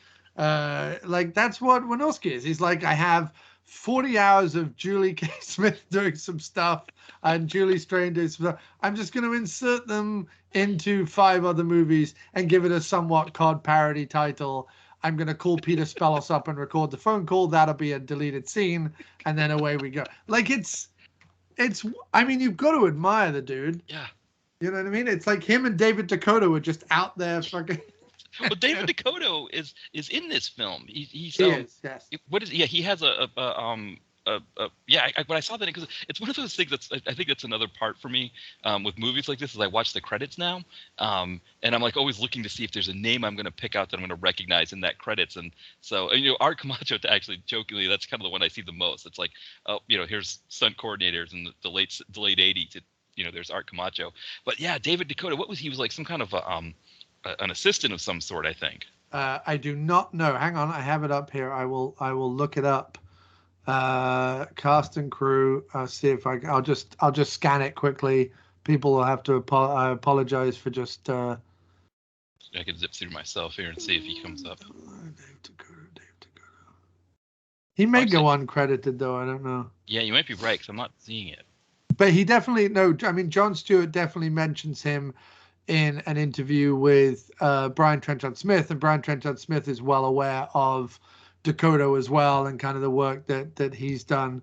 And actually, I own the 3 Vinegar Syndrome, who put this out, and I think put out the best version of this, because they were the first sort of boutique Blu-ray company to kind of go down this road, and their remastering and their scans of 4K scans of these old 80s movies are second to none. Like, I think Vinegar Syndrome is just, and it may be because I know the guys now and they work at the archive, and they're slowly becoming hopefully good pals, but like the work they've done is genuinely fantastic. And I mean, I again, I don't want to derail it, but like what they did with New York Ninja and putting that together over this last year is fucking phenomenal. And what they did with Action USA is great. And getting Brian Trenchard Smith, who's just, I mean, I love Brian. I have spoken to him like 3 different times on the podcast. We're friends on Facebook. The way he talks to Jon Stewart, because, Brian Trenchard Smith, as well as directing his own movies, has done stunts in his own movies. In Man from Hong Kong, he's set on fire twice. He's punched in the whole elevator scene with and does a whole fight scene in there. Like, Brian Trenchard Smith has done stunts, like legitimate stunts himself, much like Jesse V. Johnson, who does a lot of the Scott Adkins stuff, is also a stunt guy, a nephew of Vic Armstrong, one of the most famous stuntmen of all time, who worked on Bond and Indiana Jones and Star Wars and stuff. So a lot of these guys who I think make the best bang for your buck B movies tend to be stuntmen first and foremost. I think it's why Scott Adkins and Jesse work so well together, because of just the huge respect they have for each other. Brian Trenchard Smith the same, when he works with action stars or martial artists or whatever. Like, he knows what they go through, they know what he goes through, and it's so great. And him and Jon Stewart have a real simpatico, because they're able to go back and forth about what goes into doing, a pipe ramp stunt versus a full body flame up or a high fall or whatever, and what I would say about Action USA and what's funny about the kind of generic title is that if you went to any kind of film studio, theme park, Western town, and there was a quote unquote stunt show at any of these things, Action USA is the filmed version of a stunt show. So as Brian says in the interview, there is no kind of stone unturned of what stunts are in Action USA. There are full body burns, there's full building explosions, there's car jumps, there's car wrecks, there's full, there's top long falls, big jumps.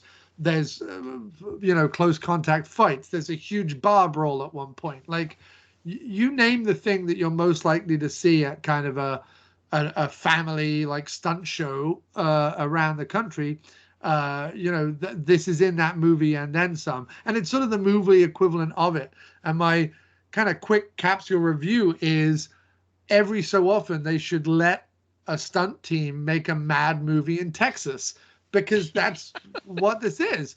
A stunt team that was maybe going to do it for a studio for $4 million in California.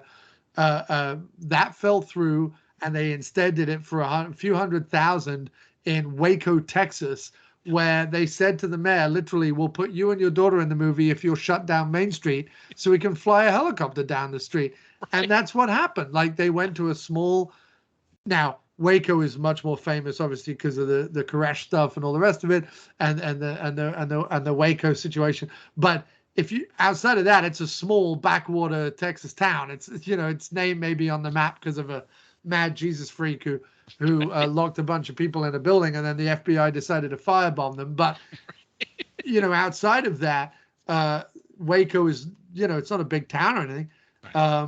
So sure, go to a small backwater Texas town, take over the fucking town, bribe the mayor and the daughter and the police force that they get to be in a movie, and then you get to fly a helicopter down Main Street while your mate dangles off the side of the helicopter. And you wouldn't get to do that anywhere else. Like anywhere else, there'd be permits and, they'd have to sign shit up the wazoo, and it would cost so much in insurance and blah, blah, blah, blah, blah. But like you say, there was this sweet spot, much like the slasher sweet spot between the end of the 70s and the early 80s. There's this action sweet spot between the end of the 80s, early 90s, where stuntmen could literally play their craft and like figure out their trade and do stuff that would legitimately lead to the Mission Impossibles and the Fast and the Furiouses and the Bournes of the world. We don't get those movies without the Action USAs of the world. Yeah, and I mean, the movie starts off with what I think from a writing standpoint is a big faux pas, right? Because we get this boyfriend character who is like, he's driving his car really fast with Slick One on the, and he's driving all over the place. He makes love to his girlfriend, and then the baddies come and take him, and that's where we get the helicopter scene, because they throw him in a trunk and then bring up in a helicopter, and then he escapes and he's driving, and we get all these really great action scenes. Oh, it's just scene after scene after scene. It's such a wonderful, ongoing thing. Yeah. Yeah, no, it's a beautiful thing, but yet we do all of this like development. We don't know who any of these people are. Is what, we have no background of what's going on. Yeah. We kill the boyfriend off, but it's like they go through all this trouble just to kill the boyfriend off. And from a writing standpoint, you're like, why did we go through all that trouble just to kill him off? But from an action fan standpoint, it's like, this was fantastic. I mean, the chase scene where like people are hanging from cords, and kids are on a bus watching a car fly over them, and then the guy's like, you have the baddies that are chasing them, who they've stolen a Mercedes off of they see a motorhome, right? And they're just like, we're gonna drive right through it. Right? And of course, when you go through a motorhome, it explodes when you has go to through explode. it. Well, when you drive through anything in Action USA land, it explodes. Later on in the movie, they drive through a house, and he goes, "You drove through the bedroom." Like he literally mentions the bedroom. There's nothing flammable in a bedroom. You sleep in a bedroom. There's nothing flammable in a bedroom. But when he drives through the bedroom, the whole house explodes in a massive fireball. Yeah. And I think the big guy who's sitting outside the house that gets the car, the car plows through, I think that big guy is the big guy who was strangled by Gerald Okamura in Dallas Connection. I think he did some Sedaris films. it's one of see, people may say you're not a connoisseur, but dude, that makes you a fucking connoisseur. That you can point to an Andy Sidaris movie where some bit player in Action USA appeared. That, I mean, I just doff my cap to you, sir. That is phenomenal work. Yeah, no, I think that guy, because he was like the big guy that was in the group. What was that group called? It was like, it had some kind of name. Like they weren't like part of the government. It was like some kind of government organization. They had their own name. In which movie? Sorry, dude. Yeah. Oh, Dallas Connection. Dallas Connection. They were like Radar or something like that. It was like Bruce Penhall and the. Yeah. You know, No. I mean, I have all the Mill Creek Blu-rays. It's the lead. That right. L.E.T.H.A. Yeah. Because it's on the poster, isn't it, or something? Isn't there? Yeah. Okay. Yeah. Lethal. Yeah. Yes. Yeah, so I just happen to recognize that guy. But yeah, the thing about Action USA, I think, for me, is that it again, it's like that this thing where it's like, you know, when I think of an action movie being good, it should have action. It should have an action. It should follow the pattern of like a musical, where like you're gonna have a musical number every 10 to 15 minutes. Yeah. I should have some sort of action sequence every 10 to 15 minutes. Yeah. And when you're watching this, you're just like, okay, there's no, there's so many like plot convenience theater moments where it's like, oh, we just happen to drive past this ranch that she remembers the boyfriend mentioned, and that's where we can find the diamonds. It's like they had no reason to really be going in that direction. They, just happened to go there. But you forgive it, or at least I forgave it, because, when they get to the ranch, there's a huge pitched action sequence that happens there. Well, what I found, and this is probably about the third or fourth time I've watched this movie, is I'm always surprised about how much plot there actually is. Because sorry, I know you just took a big mouthful of water. Okay. There doesn't need to be, like, for a mad movie made by a bunch of B-movie stunt guys in Waco, Texas, called Action USA. Right. There doesn't need to be any plot at all, right? Right. Just good guys, bad guys. But there's diamonds, and there's a girlfriend, and there's the thing, and they got to go to a windmill, and I mean, there's just. And then even the guy who drives through the house, as I mentioned earlier, he's not even one of the main guys. He's just a guy driving down the road who gets pushed off the road by the main guy. And even he gets a little subplot where he's like, sorry about your house, mister, and then smirks and drives off. Like, there's almost more plot in there than there needs to be. But I'm okay with that. Like, it's this idea that Jon Stewart was like, well, really, I just want to make a showcase for all my mad stunts and insane things. But, there's this whole through line about how the FBI is not being paid enough, and they don't know what they're going to do, and should they take the diamonds and should they not take the diamonds. Then there's a twist reveal that Veteran B-movie character actor William Smith, talking about Maniac Cop earlier, he's in that as well.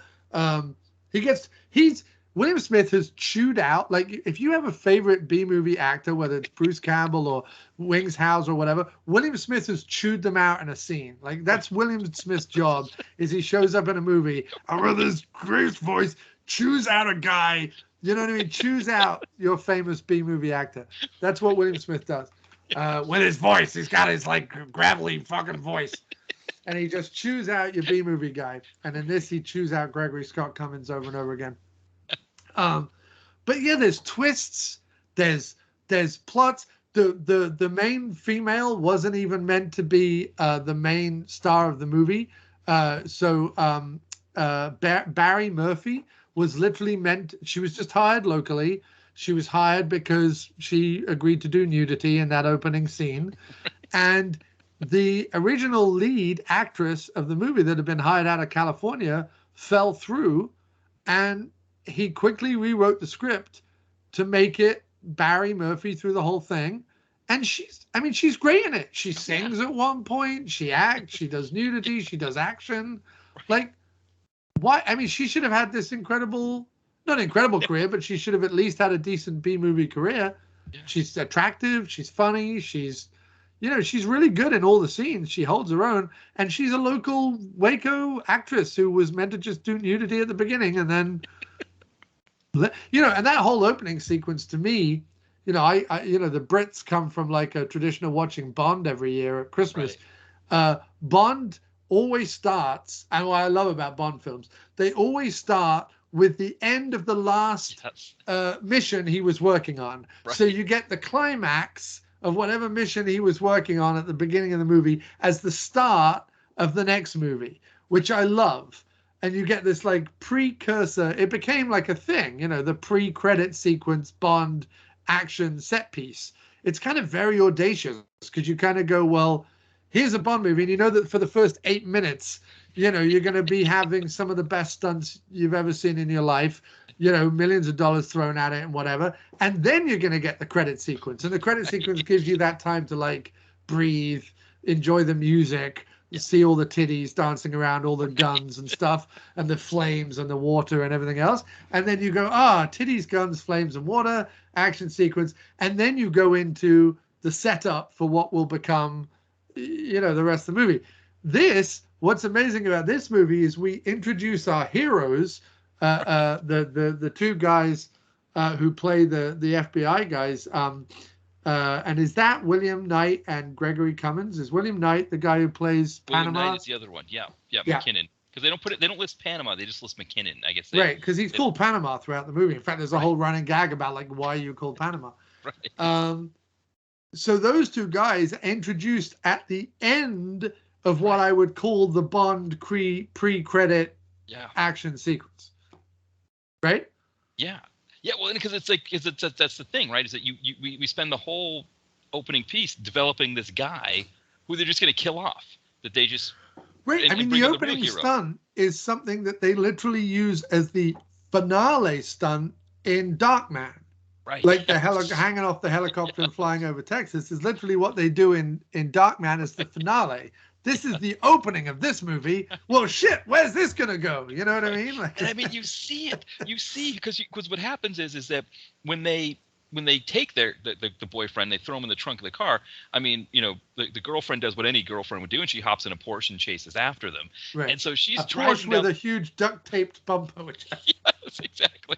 And so she's like flying down the streets of downtown Waco, and you can see this helicopter with him hanging off it, going through buildings. Yeah. It is just absolutely amazing. And then they get to over some water, and then just because again, that's the other part of the stunt, right? Is that you almost never see them getting falling, but here we are, over the water. They just drop him, and he swims away. Well, it's the fact that he then swims away, swims out, she picks him up, and then there's still a car chase after that. I mean, as if the helicopter stunt wasn't enough. Right. It then follows up, and I remember watching the first Expendables, and there's the bit where Statham, Stallone, and the woman go out to the poppy fields, right? And they're out in the poppy fields, and they get ambushed by an army team that Statham and Stallone like take out. And it's the bit where at the end Statham is like, "You're trying to kill me," and Stallone's like, whatever, right? And then there's a car chase. Then they jump onto the plane. Then they let the oil out of the plane. Then he gets out the nose of the plane. Then he fires the flare gun at the thing. Then everyone jumps. Like it's action scene after action scene after action scene after action scene, culminating in this amazing thing. And I always thought like this jaw-dropping moment from Expendables 1. I'm like, they just don't do that. They just don't pack, something that would normally be a set piece, the fight in the poppy field with the army guys, would just be a set piece. That would be the one set piece. The Expendables goes from that to a car chase to the running and jumping and catching the plane with your bare hands, which is hilarious because he'd lose all his fingers or rip his arms off. And then getting into the plane, deciding to turn back around, dumping the oil on Eric Roberts, and then that whole sequence, you would think, that's the greatest thing you've ever seen. It's the best Hollywood guys. It's Statham, it's Stallone, it's everything. That's Action USA's first 5 minutes. Right. You know what I mean? It's amazing. It's really, it's almost like the plot is almost like a way to kind of like settle us down. It's almost like here, it's like, okay, you've just experienced this great thing. Okay, now you're going to relax and have some banter between, Gregory Scott Cummins and the girlfriend Barry, Barry Murphy. Yeah, and William Hubbard Knight. They're just going to be joking about how she eats too much or something, and we'll just do that for a few minutes, and then we'll bring in Ross Hagen with his cowboy outfit on. I mean, the best thing to say about the movie is that if I tell you it's mad stuntmen in Waco, Texas, making a couple of $100,000 B movie that showcases every possible stunt you can imagine. If I tell you that actually, if you go in with that expectation, you'll be pleasantly surprised how much plot, banter, character, ideas, and whatever is in the movie. And I think that's to its legitimate strength. Like, I'm someone who I love action movies, I love B movies, I love whatever. But two things always happen with me with most movies. Either they don't deliver on the action front, or they over deliver on the spectacle and under deliver on me giving a shit about anything else. Right.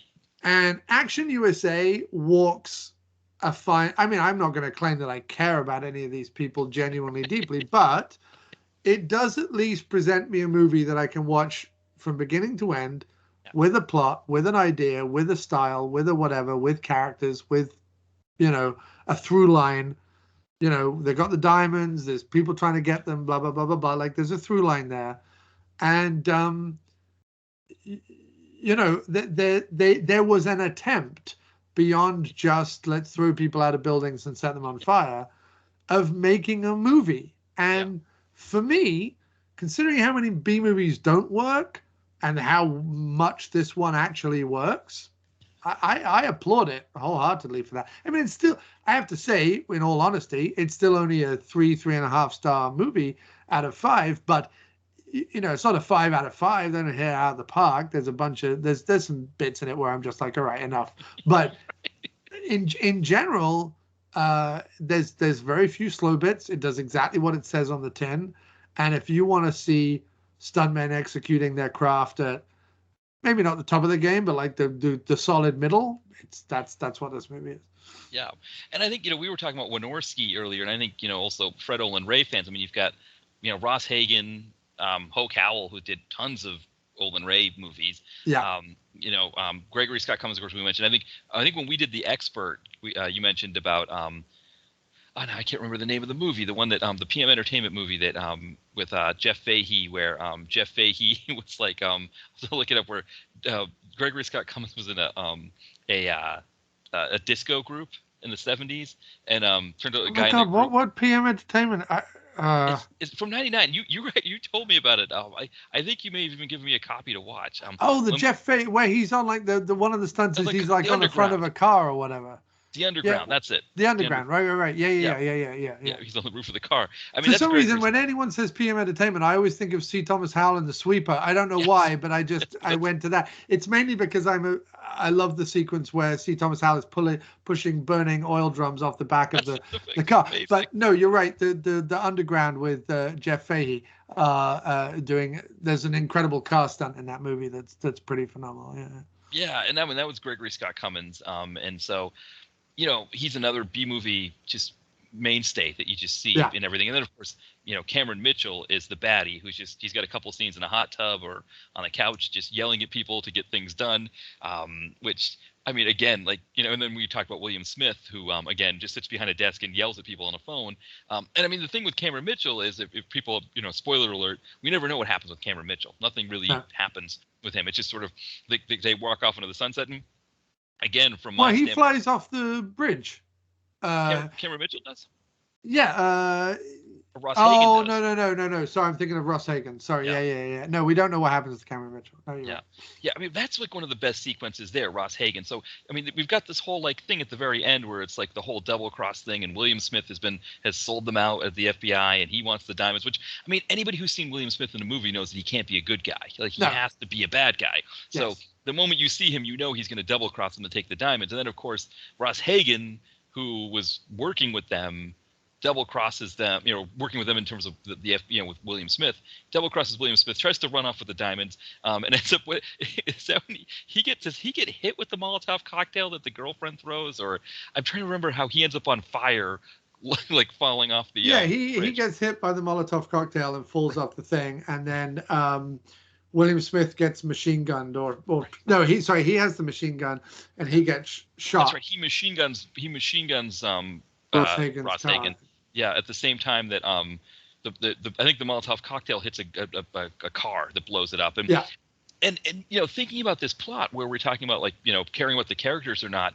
I mean, McKinnon is in a car that's booby trapped with dynamite, and we think when William Smith hits the ignition that Well, that's what's so funny is that Gregory Scott Cummins, right? His character Osborne, he's not a good fighter. Like you would think these FBI guys, especially in like the bar brawl and whatever, like any other movie, the FBI guys or the cops or whatever are played by,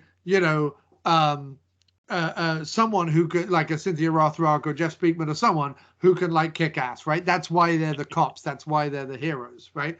Neither of these guys can fight worth a damn. Like when the pub fight goes down, Gregory Scott Cummins gets dragged outside and gets beaten up and actually kidnapped, and William Knight gets thrown through like a bunch of furniture.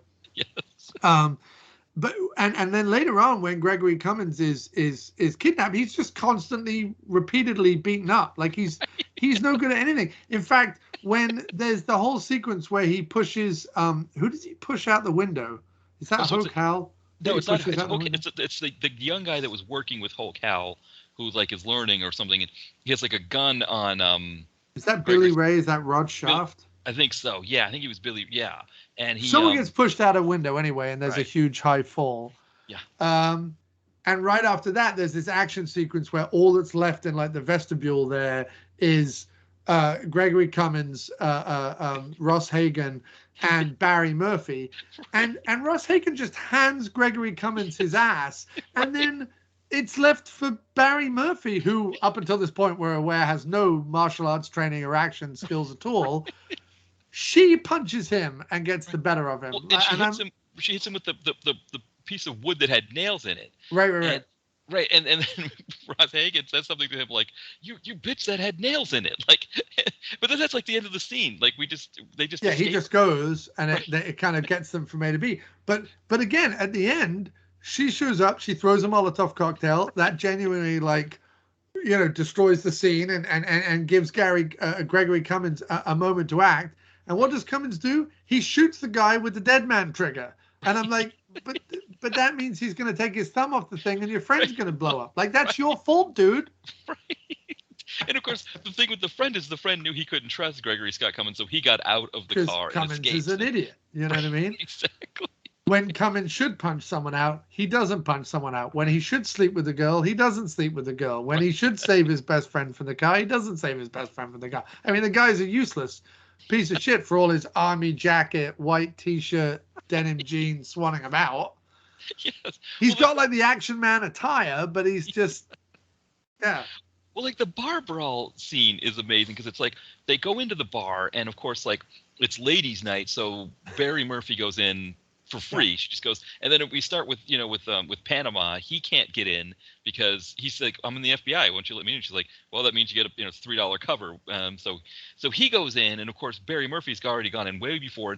And I guess from Barry Murphy's standpoint, even though these guys are after her because they think. Yeah, the one woman they're meant to be protecting, and she just walks into the bar all by herself. Yeah, she just goes. And then like the whole joke is that because McKinnon is black and they're in this good old boy bar and everybody's looking at him, it's like hilarity ensues with the racism and oh man, they don't like the black guy, so they're throwing him through cedar lattice. It's great, and it is supposed to be like played for laughs, and it's just like and I don't even know like if he thought this is great too, like I'm gonna walk into this good old boy bar and be like completely conspicuous and everybody's going to throw me through cedar lattice. And I mean, I would have to say that if this movie has a failing, it is that there isn't a strong, and it wouldn't have to be martial art lead, but like a strong, Stallone and or like a Lorenzo Lamas, right? He's not an A guy, he's not a B guy, he's not a C guy, but like someone who can kick a little ass, punch, throw the odd punch, fire a gun. Someone who just you're kind of with, like that. That they can like deal it out when they need to. Yeah. And I mean, but then there's also a weird part of me that loves the fact that these guys are just kind of inept and awful. You know what I mean? because it does lead to kind of more sort of Smokey and the Bandit kind of hilarity, and car chases and mad. Because if they could take care of themselves, they take one look at Ross Hagen or someone and just fucking beat him up. Because he's an old man, like he's an old dude, like he's not. I mean, he might be tough. Howell's an old guy too. It's like, yeah, Hulk Howell's even older than him, and yeah, you're supposed to look at these guys and think, and I mean that's the thing. Like you're watching Gregory Scott Cummins, and I think that's the other part of it. It's like watching so many action movies where there is some sort of competent martial artist in the lead. You're watching Gregory Scott like Cummins a Lauren take Avedon or someone, right? Exactly. Whatever. Anybody? Yeah. It's like every time he takes the punch, you're like, can you just throw up an arm and block that, or like dodge it, or duck, or something? And he just keeps getting. And I mean, when Ross Hagen was beating him up, that was probably like the saddest part, where you're just like, like, is he going to do anything to defend himself against Ross Hagen? At one point, he gets beaten up so much that he starts to pass out. They have to beat him up to wake him back up again. Right. Yes. Which is fantastic. But at the same time, I'm like, am I meant to be following these guys? Like, am I meant to want them to win? Yes. Right down to the end. Like, when I say he shoots the guy with the dead man trigger, right. I'm like, what are you doing? Right, but that's the thing is his partner knows how inept he is, and that's why he gets out of the car, because he's like, I can't trust him to get me out of this. I got to get out of this car and roll down the hill. And then there's earlier in the movie, like right at the point that Wynorski would, Wynorski's like, well, I've had tits at the beginning, right. I got to get tits in the middle of the movie, otherwise, what are we doing here, guys? Right at the point where Gregory Cummins and Barry Murphy have had enough back and forwards that you're like, okay, these guys are going to make out. They're going to be a couple. This is set in stone, whatever. You know what I mean? A day ago she was swapping spit with another guy, but no, she's gone far enough down this mad stunt-filled road that her, falling in love with Cummins makes sense, right? They have this whole scene on this bridge that I was talking to you about last night that says, he's like, I don't even know that I want to say goodbye. No, she says, I don't think I want to say goodbye. And he's like, I don't even know if I want to say goodnight. Right. And she's like, then don't say goodnight. And then he goes, I have to. Bye. And then he's like out. Like normally, if it's a Wynorski joint or a Dakota joint, someone goes, I don't even want to say goodnight. And it's a zip. People are naked. They're in a hot tub. You know what I mean? Then you have your like softcore makeout session. And that's how you kind of take a deep breath between the buildings exploding for some hot tub nookie, and you expect it. It's part of the trope. In this, Cummins is such a milk sap. He's such a wimp that when confronted with a woman being like, "Don't say goodnight to me, then take me to a cheap motel and treat me like a wet towel," instead, he goes, nope, I'm out. And then it just fades to black. He's just like, nope, bye, I'm out. Yeah, and he made a comment earlier on when the two of them are together, because he snaps at her when they're at the ranch area, because he wants her to like remember, which didn't make any. There's like this exchange between the two of them where she suddenly remembers that this ranch plays some kind of significance, and this could be where the diamonds are. They get there, they're not really sure where to look, and he's like, well, can you remember anything else? She's like, no, I can't remember anything. It's like, well, you just remember it, instead of being like, you just remembered this other thing 5 minutes ago, so you must be able to. She freaks out, and suddenly it's his fault that like she freaked out because he was pushing her too much. So she goes and sits on a fence post somewhere and hangs out with a dog, and he shows up and is like, or was it a dog or a goat? I can't remember. I think it was a dog. Yeah. He shows up and he's apologetic. But she's all like Holland, and then they're like, wait, tulips, windmills. Right, yes, windmills. We're standing right next to a windmill. I wonder if the diamonds are up a windmill. Right, yes. Okay. And then they're having this relationship conversation where she's like, oh, I imagine you just dump women all the time or whatever it is. And he's like, no, what it is they get tired of me being gone from the job. Well, no, really what it was these women got tired of the fact that they were not being sexually fulfilled, that they were telling you it's time to have sex. And you were just like, no, I'm going to go watch the game. His name is Cummins, but it's clear that he's never Cummins. Do you know what I'm saying? Exactly. Mr. Gregory not Cummins, I guess is right. Gregory Scott, not Cummins. Right, exactly. Never Cummins, because when a woman says, then take me to bed, he goes, nope, I'm out, goodbye, and runs away. Yeah. What else did he have to do? I mean, where was he going? What was important that he needed to? He was just going to go back to his room with William Knight and Well, and William Knight was in ask the him why hospital, he's so called Panama 100 times. Oh William no, Knight was in the hospital. William Knight's in the hospital. Right. You can't even go see him, and that's the thing Right. too. Is So you it's can't like even go see him in the hospital. What's he doing, Cummins? right, Come on. exactly. And for the past 36 hours, they've been involved in all of these like high-speed car chases and been shot at multiple times. Like I imagine there's a certain nervous energy that needs to get worked out too. That like a good roll in the hay, making the beast with two backs or whatever. So there's two things where this movie kind of does the bait and switch, right. And that is there isn't a Gary Daniels, Frank Zagarino, Lorenzo Lamas, Lauren Avedon. There's not like an action lead. Yeah. Whatever, however you define that. It doesn't have to be a martial artist. Could just be a guy who looks good toting a gun. But like, you know what I mean? Like an action lead. And every time you think that our heroes are going to win, or our heroes are going to get the girl, or our heroes are going to do anything, right. They don't. That's kind of the bait and switch of this movie. Meanwhile, the villains get to like yuck it up at gas stations and have running gags about prisons, and they have a whole thing, a whole rapport going. The most you get from William Knight and Gregory Cummins is just constantly complaining about being in the FBI. Right. I'm like, then go do anything else. Right.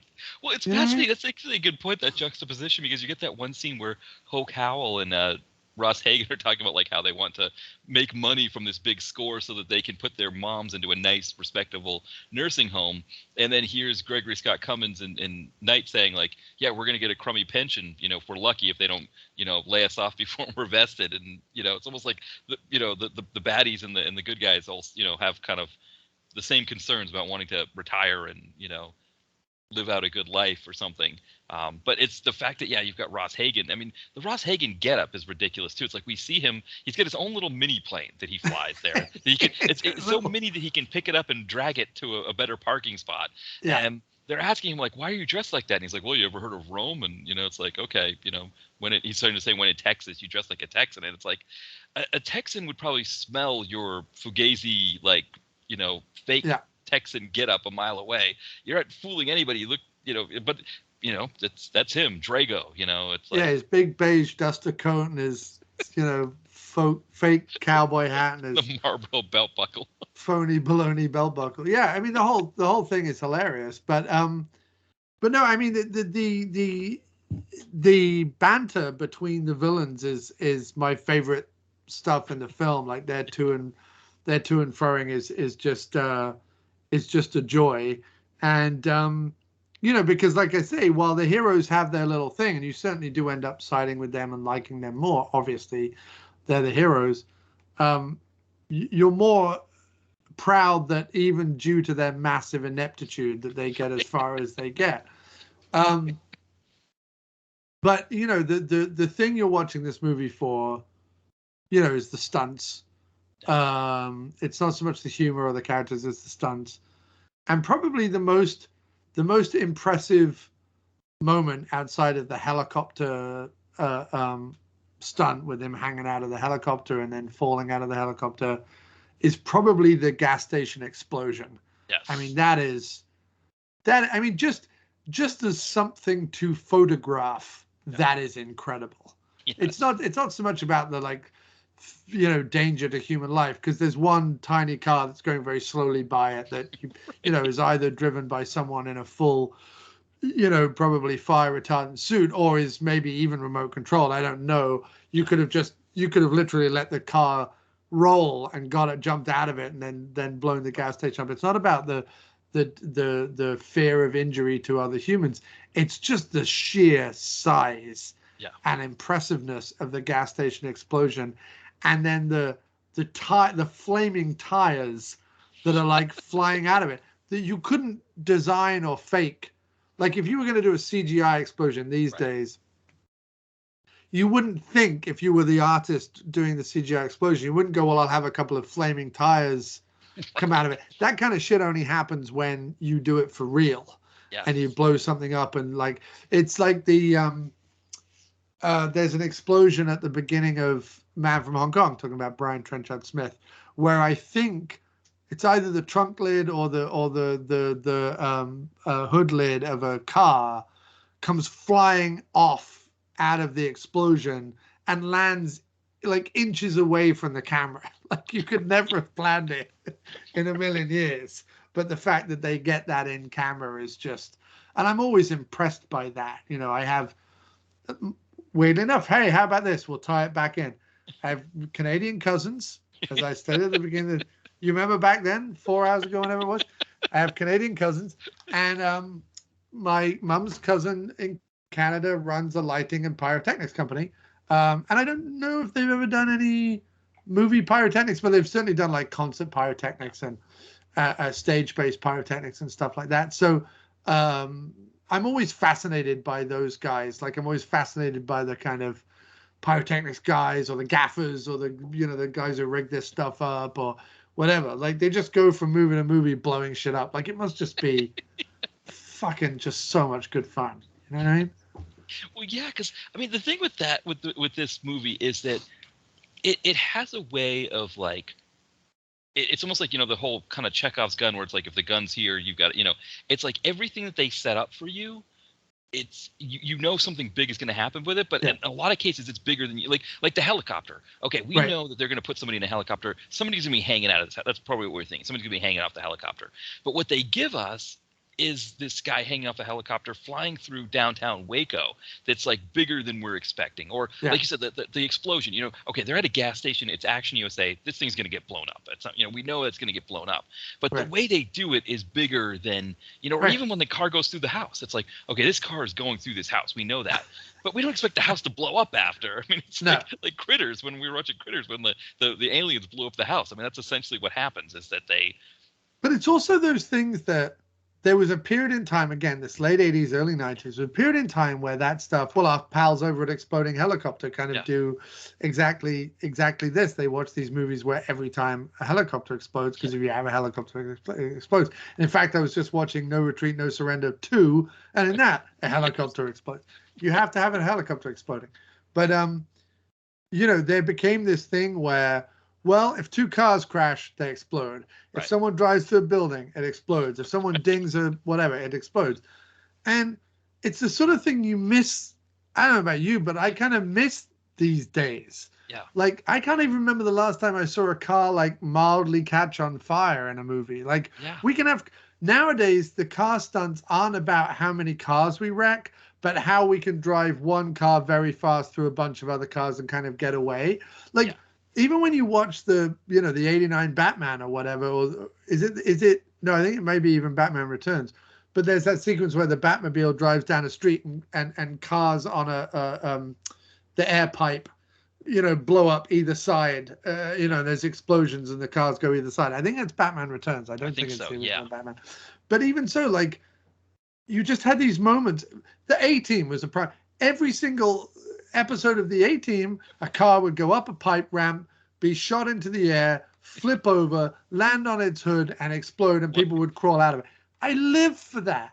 I lived for that. It was amazing.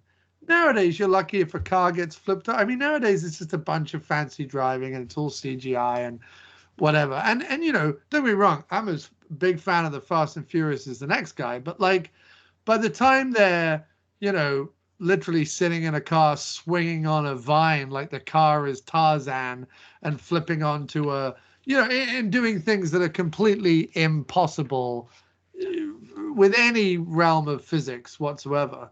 It's not that I'm just less interested. I'm less pleasured. It doesn't give me any visceral response. But take a couple of cheap junkers you just drove out of a, you know, used car lot, and then you throw over a pipe ramp and throw some dust in the air and set fire to them when they land. I'll watch that all day as long. You know what I mean? Like, I love it. Yeah. Well, you think of like PM, you know, in that period where it was just like, you know, as a car chase. PM did some stunts where you look at it and you're just like, they can't have been paid enough for this. Like, right. No, right. Right. Well, it's like AIP films. I was talking with somebody about I think it might have been actually Will exploding helicopter. I was talking about AIP movies where you'd watch these movies around this time. It was a little bit earlier than Action USA, but like they had really bad budgets and they also didn't have a lot of professionals. They just kind of cobbled together who they could to make the movies. And you watch this and it's like things are blowing up and you're wondering, are people in legitimate danger? Right. When they're making the movie, are they going to get blown up by this? Right. Whereas what's interesting about this movie is like you could tell these guys are professionals, that like they're just showing off what they know how to do.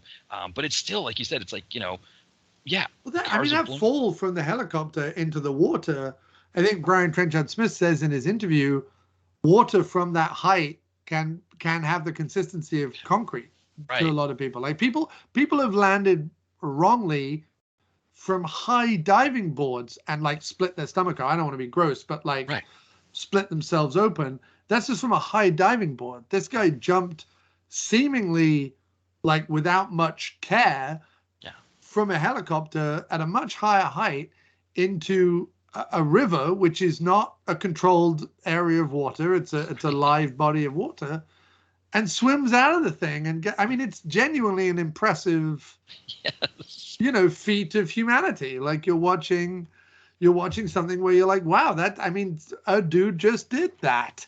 Right. That's because impressive. What happens is he turns over in air, right? Because he's falling, he's lying back. He lands leg first, which can be really dangerous. And he doesn't land like neatly leg first with both legs together so that you're a pinpoint into the water and there you can kind of hit the water. He doesn't quite hit with legs akimbo, but his legs are flapping when he hits the.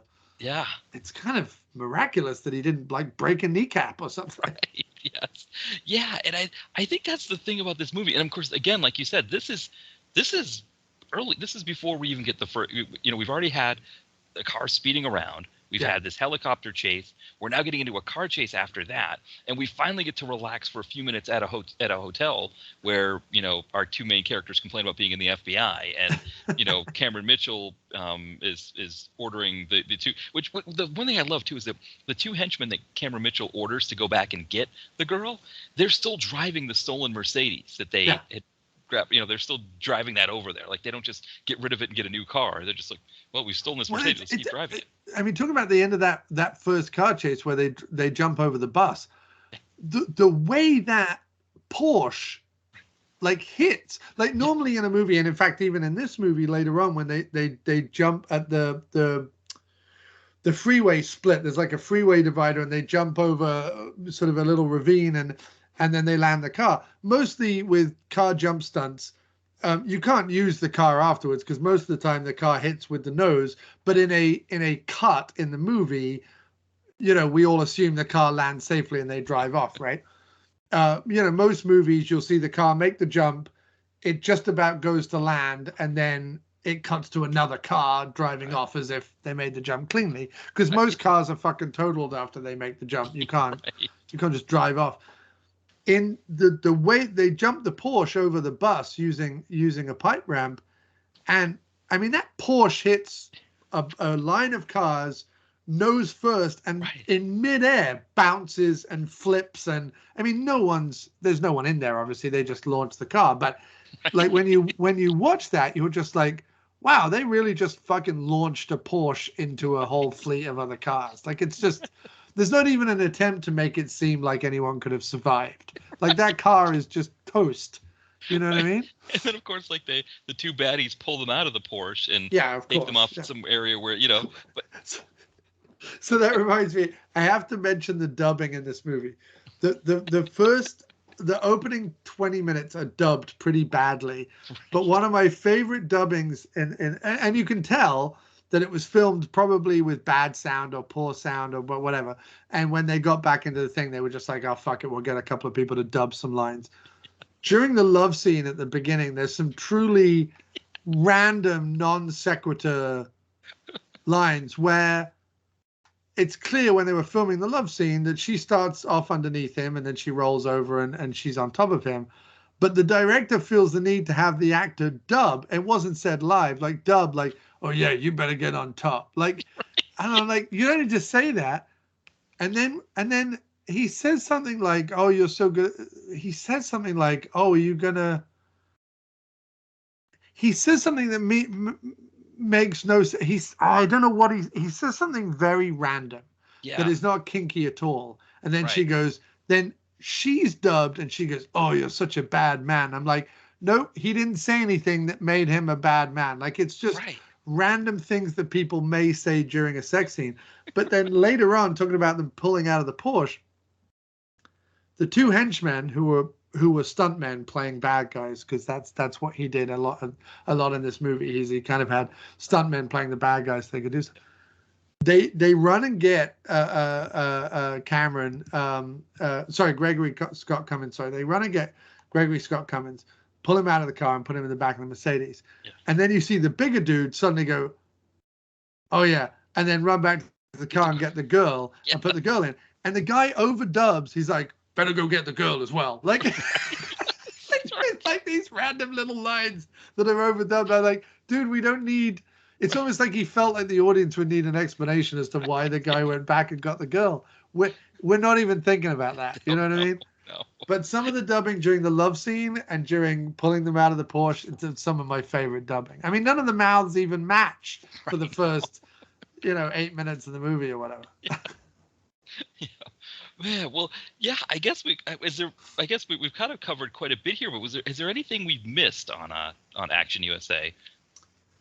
No. I mean, I think I've said just about everything I want to say about the movie. It's I guess if you like the third act of the Blues Brothers, which is basically a car chase, that's Action USA. And I'm deadly serious when I say, like, every few years, let some mad stuntmen go off to Texas and make a B movie, right, and leave them the fuck alone. Give them $500,000, leave them the fuck alone, and just go make a B movie and do whatever you want to do. Because if we had 10 Action USAs from every different stunt generation, you know what I mean, of the last 50 years of filmmaking or whatever, how amazing would that be? You know what I mean? The fact that we have, and you have to look for them. You know, like there's Maniac Cop 2 is one where Spiro Rosados was like, "Can we do this? Can we do that? Can I try that? Can I try this?"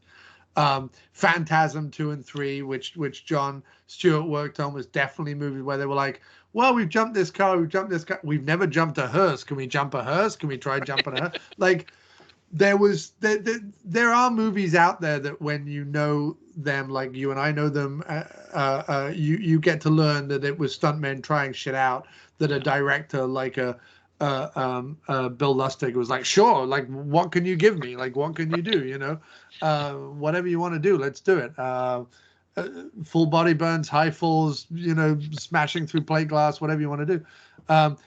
My favorite thing about any of the PM Entertainment movies that I think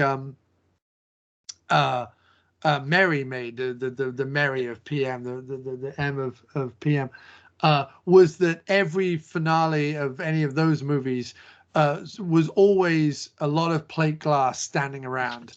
I think is it the Jeff Wincott movie in the shopping? Is it Jeff Wincott or Gary Daniels in the shopping mall where he's just throwing people through plate glass like every... No, it's Jeff Wincott in the airport, and it's Gary Daniels at the end of Last Man Standing, throwing people through plate. And then there's a Gary Daniels movie, also directed by Mary, where, and I think it's Riot or Recall or one of the Rage. Yeah. Where he's in the shopping mall and he's just throwing them through plate glass. Like, it's straight out of the handbook of, if you've got a woman who is willing to do nudity, do nudity. If you've got a man or woman willing to throw themselves through plate glass, have someone throw themselves through plate glass. If you've got someone who can do a car stunt, have them do a car stunt. Like, get that shit on film, and in any way, it doesn't need to be relevant to the plot. Just get it on film, And there's, I'm a big fan of those Mark Hartley documentaries, whether it's about Machete Maidens Unleashed or the not quite Hollywood Ozploitation stuff. And, Grant Page is another stuntman down in Australia who just did, whether it's Stunt Rock, whether it's Mad Max, whether it's, Stone or any of those Ozploitation movies. Grant Page just did Man from Hong Kong, did some phenomenal stunt work. I mean, and if you're into that stuff, I strongly recommend you hunt them out.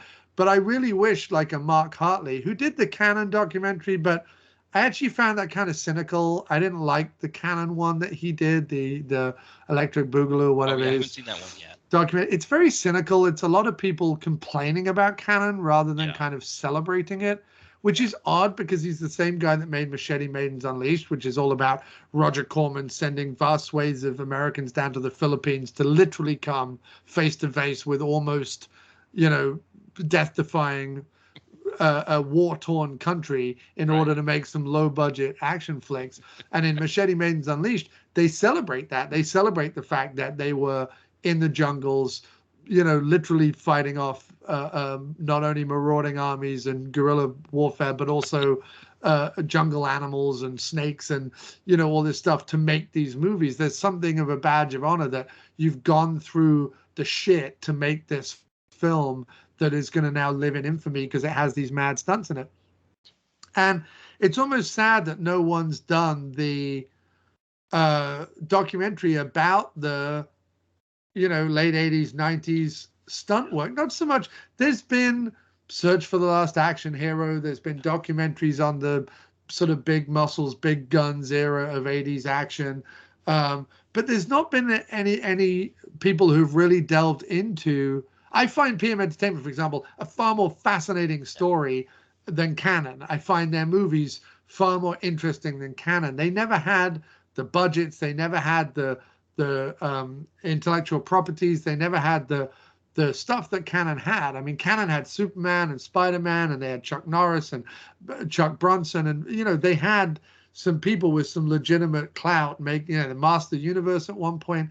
Like they had some IPs that were real, could have been big money makers. They had franchises that starred legitimate action stars and character actors and whatever. PM Entertainment had, Gary Daniels, if they were lucky, or Cynthia Rothrock, if they were lucky. Outside of that, they were working with literally like C. Thomas Howell, Jeff Fahey, and Zagarino and Lorenzo Lamas. Like they were working with these guys, but they just threw everything they had at the wall, man. And 9 times out of 10, it's stuck, and they're still exciting, entertaining movies today. And I feel like if I'm never going to be able to do the great documentary. I don't have the money, budget, time, etc. But if these podcasts of you and I and me and Doc and you and Ty over at Comeuppance and various other people talking about these movies stands as anything, it's that we won't let the genuine hard work, energy, excitement, and just thrills of this era of filmmaking die because it's been said a million times, we're so saturated now with computer-generated imagery that seeing something done for real is a genuine gasp, a genuine thrill, a genuine hair on the back of your neck. It's exciting. Last point is that I was watching a William Friedkin documentary and last night, and I think it was Edgar Wright was on there talking about the French Connection car chase. And there was an old NYPD detective who worked as a consultant on that movie who was in the cars during that car chase. And William Friedkin was in the cars during that car chase. And that was done on Sunday mornings through real New York without telling anyone, no permits, no nothing. They just kind of did it. I mean, they had the NYPD, but there was no safety net. They just fucking drove a car, under the elevated train in New York in Sunday morning and kind of whatever. And it still packs a real visceral punch today, way more than any of the Fast and Furious movies. As fun and as wonderful as they are, it just packs more of a punch. So I'll keep it alive, man. And I, talking about this movie is, to me, keeping it alive. To make it serious for a moment, I'll laugh about this movie all day as long. But there's a serious thing we're doing here, and I also fucking love that. You know what I mean?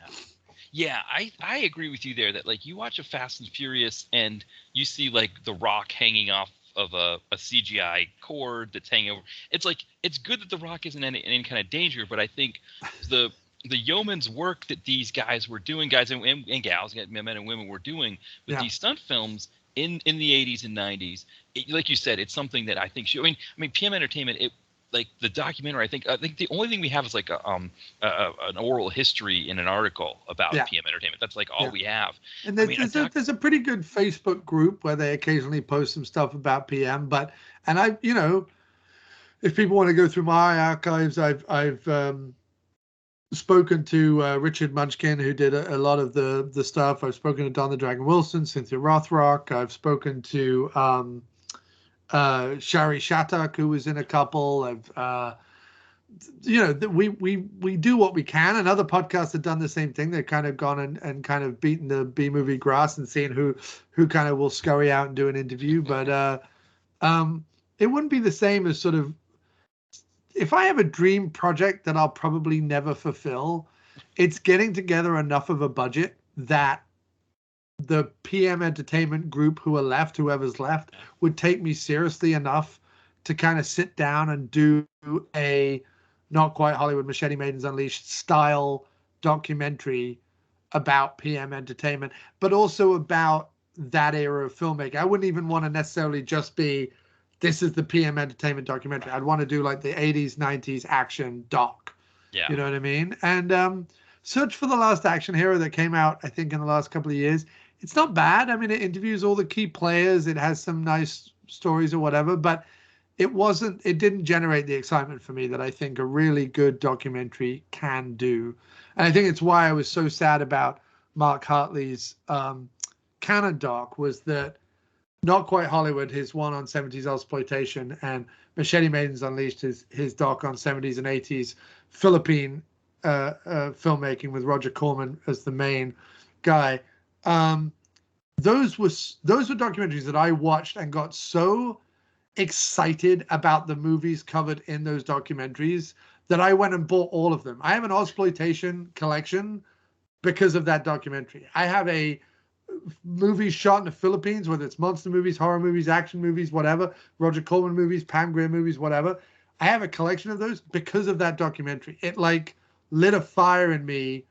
It was like these podcasts. It was like meeting Mo. It was like meeting you. It was like meeting Ty and others who talk about movies that until I was in podcasting, I didn't know about. And now I know so much about. I'm excited by them again and again and again. I want to do a documentary like that. And it's the one thing I'll probably never do. But it's the one thing that I think that I just could do really well, because I just think I have just true, genuine enthusiasm for it. And I know enough of the key players that I could probably make it happen. Yeah, I think that would be the most amazing thing. And maybe that's a good place for us to leave it.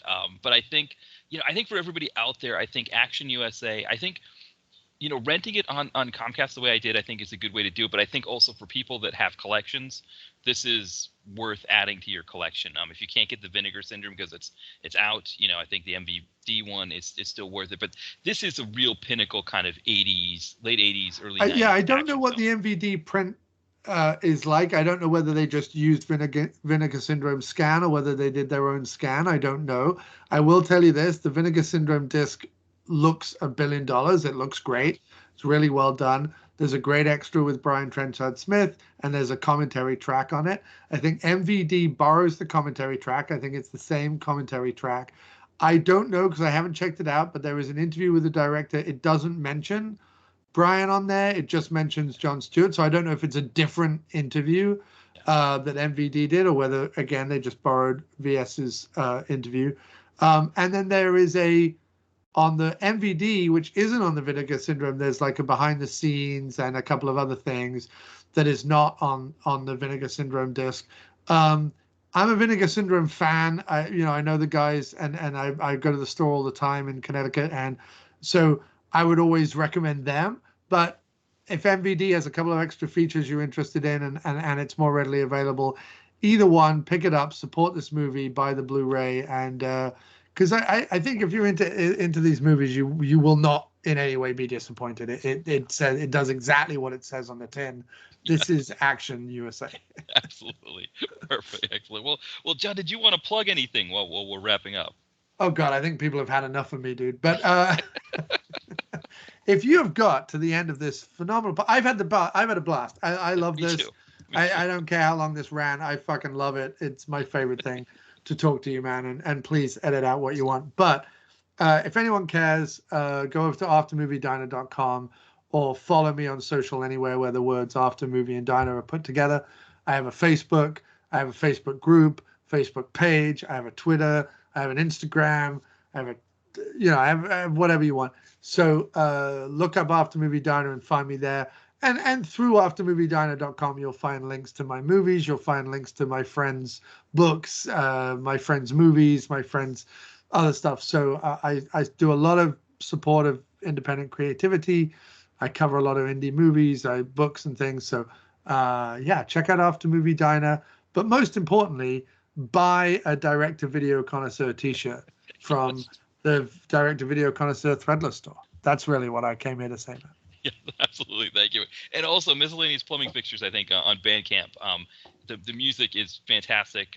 I'm always a fan every time. I mean, I think it's, you go on Bandcamp, you can follow miscellaneous plumbing fixtures. Yes. Yeah, so then every time you put something new out, you get the note. That's what happens for me. I'll get an email saying, hey, there's a new one out, and I just go pick it up. And Bandcamp is one of the greatest things. So, After Movie Night, and also miscellaneous plumbing fixtures, I think everybody, we were talking about music, I think one of the things I love about your stuff is you put out albums. And nowadays it's not really about albums. It's about, I have friends on Twitter who are in a music group that I'm part of that we kind of promote each other's stuff. And most of them have one song that they are, they've been promoting for 3 years. Yeah. And in fact, it's funny. One of the guys I follow has a song. It gets a lot of hits because he's only got the one song, so it's constantly promoting the one thing. And then recently he was like, "Oh, I've got a new song coming out, a new track coming out this fall," and it was an acoustic version of that song. Right. And I was like, in the time that you have written that one song and then done an acoustic version of it, I've released 10 albums and 5 EPs. Like, right. Now, look, quantity does not necessarily mean quality, and maybe I'm going about this thing all wrong, but I couldn't just write one song and just promote that song. I wouldn't. I don't know an artist who. What was it we were watching the other day? Kim and I were watching something, and I forget what it was. The artist was. There was an artist on there that was complaining about, like, I don't know, the situation wasn't right, the timing wasn't right, the thing wasn't this, blah blah blah. I couldn't write that. I couldn't do this. I'm like, this just sounds like, and we were meant to feel sorry for him and support him. I was like, this just sounds like a bunch of excuses. Like, just go fucking do it. Because I honestly believe that, and do it as long as you have the inspiration to do it. I have a very good friend, Matt Farley, who does a lot of music, and he talks about it like talk about people who run marathons.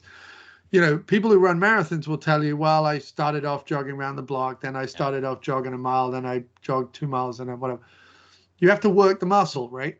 It's the same with writing music. I don't know how you write one song and then just go, oh, that's it. I have to work the muscle. Is every single one of the songs I put out the best song you've ever heard? No. Was every song that Bob Dylan wrote the best song you've ever heard? No. Was every song Paul McCartney's ever put out the best song Paul McCartney's ever done? No, not by a long shot. Actually, I would take that probably Dylan's greatest hits and McCartney's greatest hits probably come off about 3 or 4 of their albums, and the rest of their albums are probably either not listened to or generally forgotten. But it doesn't mean you stop creating just because, well, most people are just doing the single thing. I want someone to find a song of mine that they like on Spotify and then suddenly go, well, shit, this dude has 300 other songs. You know what I mean? Rather than go, well, I really like this song. When's the next song coming out? Oh, it's not? Oh, okay. Right.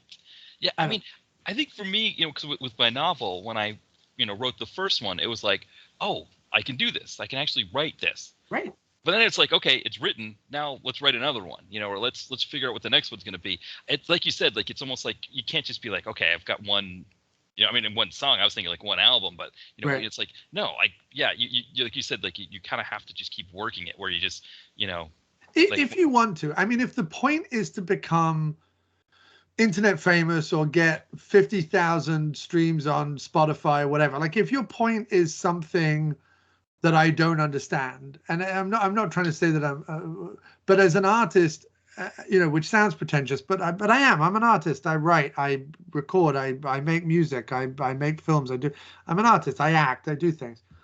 Deal with it. It's a word. I know it sounds pretentious, but it's what I am. As an artist, I have to keep creating. There's no way for me to just sit on that. I have to keep doing it. You don't have to like it or listen to it or support it, but I keep creating it. I don't understand I need to become internet famous. I don't, there are a lot of people playing that game, whether it's influencers on Instagram or, women on OnlyFans or, people producing one song and then just beating that song to death or whatever it is. Best of luck to them if that's what it is. But I've got if I suddenly tomorrow became internet famous, I wouldn't know what to do with it. Right. You know what I mean? Because what would happen is I'd be internet famous for a second. Right. Someone would dig up a Dr. Action and the Kick-Ass Kid commentary where I said something, bad in a Michael Winner voice, took me seriously, and then they would cancel me. You know what I mean? Like I would be canceled in a heartbeat because I made a joke in a Michael Winner voice in a podcast from 8 years ago. Right. You would be canceled for the anti-ginger rant that we did in Critters, the Critters podcast. Right. We did I would be canceled for an anti-ginger rant that was a joke. In the same way that people are trying to cancel the other Jon Stewart because he made a joke about the goblins in Harry Potter looking like anti-Semitic drawings of Jews in a podcast, where if you watch the clip, he's clearly joking, clearly making a joke. He's not calling J.K. Rowling an anti-Semite. Right. But, Twitter ran with it, and now he's an anti-Semite. So she's an anti-Semite, and he's canceled for calling her an anti-Semite. Right. This would be me. I would become internet famous for a minute, and then they would listen to any of my podcasts. And they'd be like, this guy doesn't like hipsters. He doesn't like, they would just suddenly go through the long list of people that are, by the way, 90% of what I'm saying, joke. Right. Joke. Yes. But they'd be like, I'm a night bus driver, and I'm offended that you're saying that our night bus is offensive. That's what would happen. I'm a 15-year-old drunk in England who tries to stick people up on night buses. I'm offended that you're. I'm offended that you're lumping all British teenagers into this drunk, marauding horde of people. I happen to be an 18-year-old British teenager who's never taken a drop in his life and who loves his grandmother. Okay, fantastic. But I'm not talking about you. But that's what would happen. They would find a podcast that I did where I made some comment or made some joke, and then it would be a thing. So I don't ever want that. What I would love is that people listen to my music and like it, because I genuinely put a lot of effort and work into it.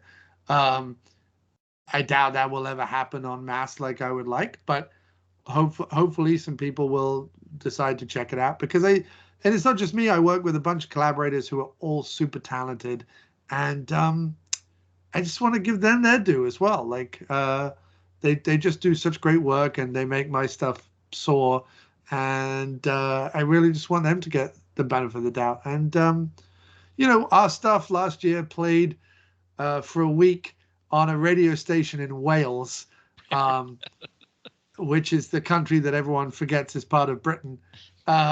They know Northern Ireland because of the war. They know the Scottish because the Scottish never stop fucking going on about being Scottish. It's a joke. It's a joke. Oh, the Scots are cancelling me now. Yeah, right. All the Scots are mad at me now. And then the Welsh just sit around eating cheese on toast and fucking sheep and things, and people just leave them alone. But they love our music. They played our music on their radio station for a week, and I felt like Elvis Presley, man. So, I would rather that low level of like, hey, a Welsh radio station played our shit for a week. That's enough fame for me. It's perfect. Perfect. Well, maybe that's a good place for us to leave it here. Yes. But this was a fantastic, fun conversation. I love talking with you, man. Me too. Always great. And we'll have to make sure, I'll make sure that it's not another year before we make it happen again. Definitely not. I already have about 15 films over the next year that I would like to cover with you on the After Movie Diner. Because now, and I'm not even kidding, now that I don't have a regular co-host and I'm kind of dipping into my guest pool to kind of keep the show going, you're on that list, man. I'm going to be reaching out to you multiple times this year to chat. So I'm excited. I'm definitely up for it. That's perfect. Well, thanks everybody for listening. Yeah, we'll catch everybody later. Bye, take everyone. care, man. All the best.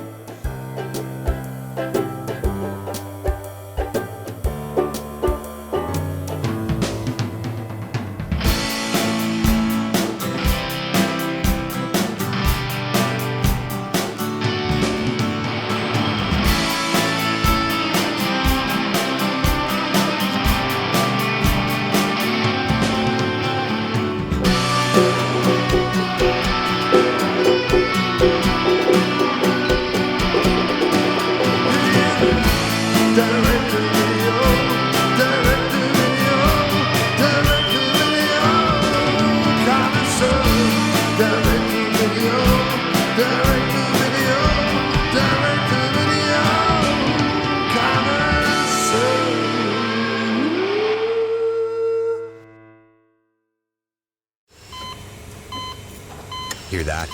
That's the sound of a patient whose health data is protected from a cyber attack. And that's the sound of a financial system that's digitally secured from bad actors. Right now, there's an invisible war being fought on a digital battlefield that impacts what we do every day. That's why at Peraton, we do the can't be done to help protect the vital systems we rely on. Because if we don't, the alternative is unimaginable. Peraton.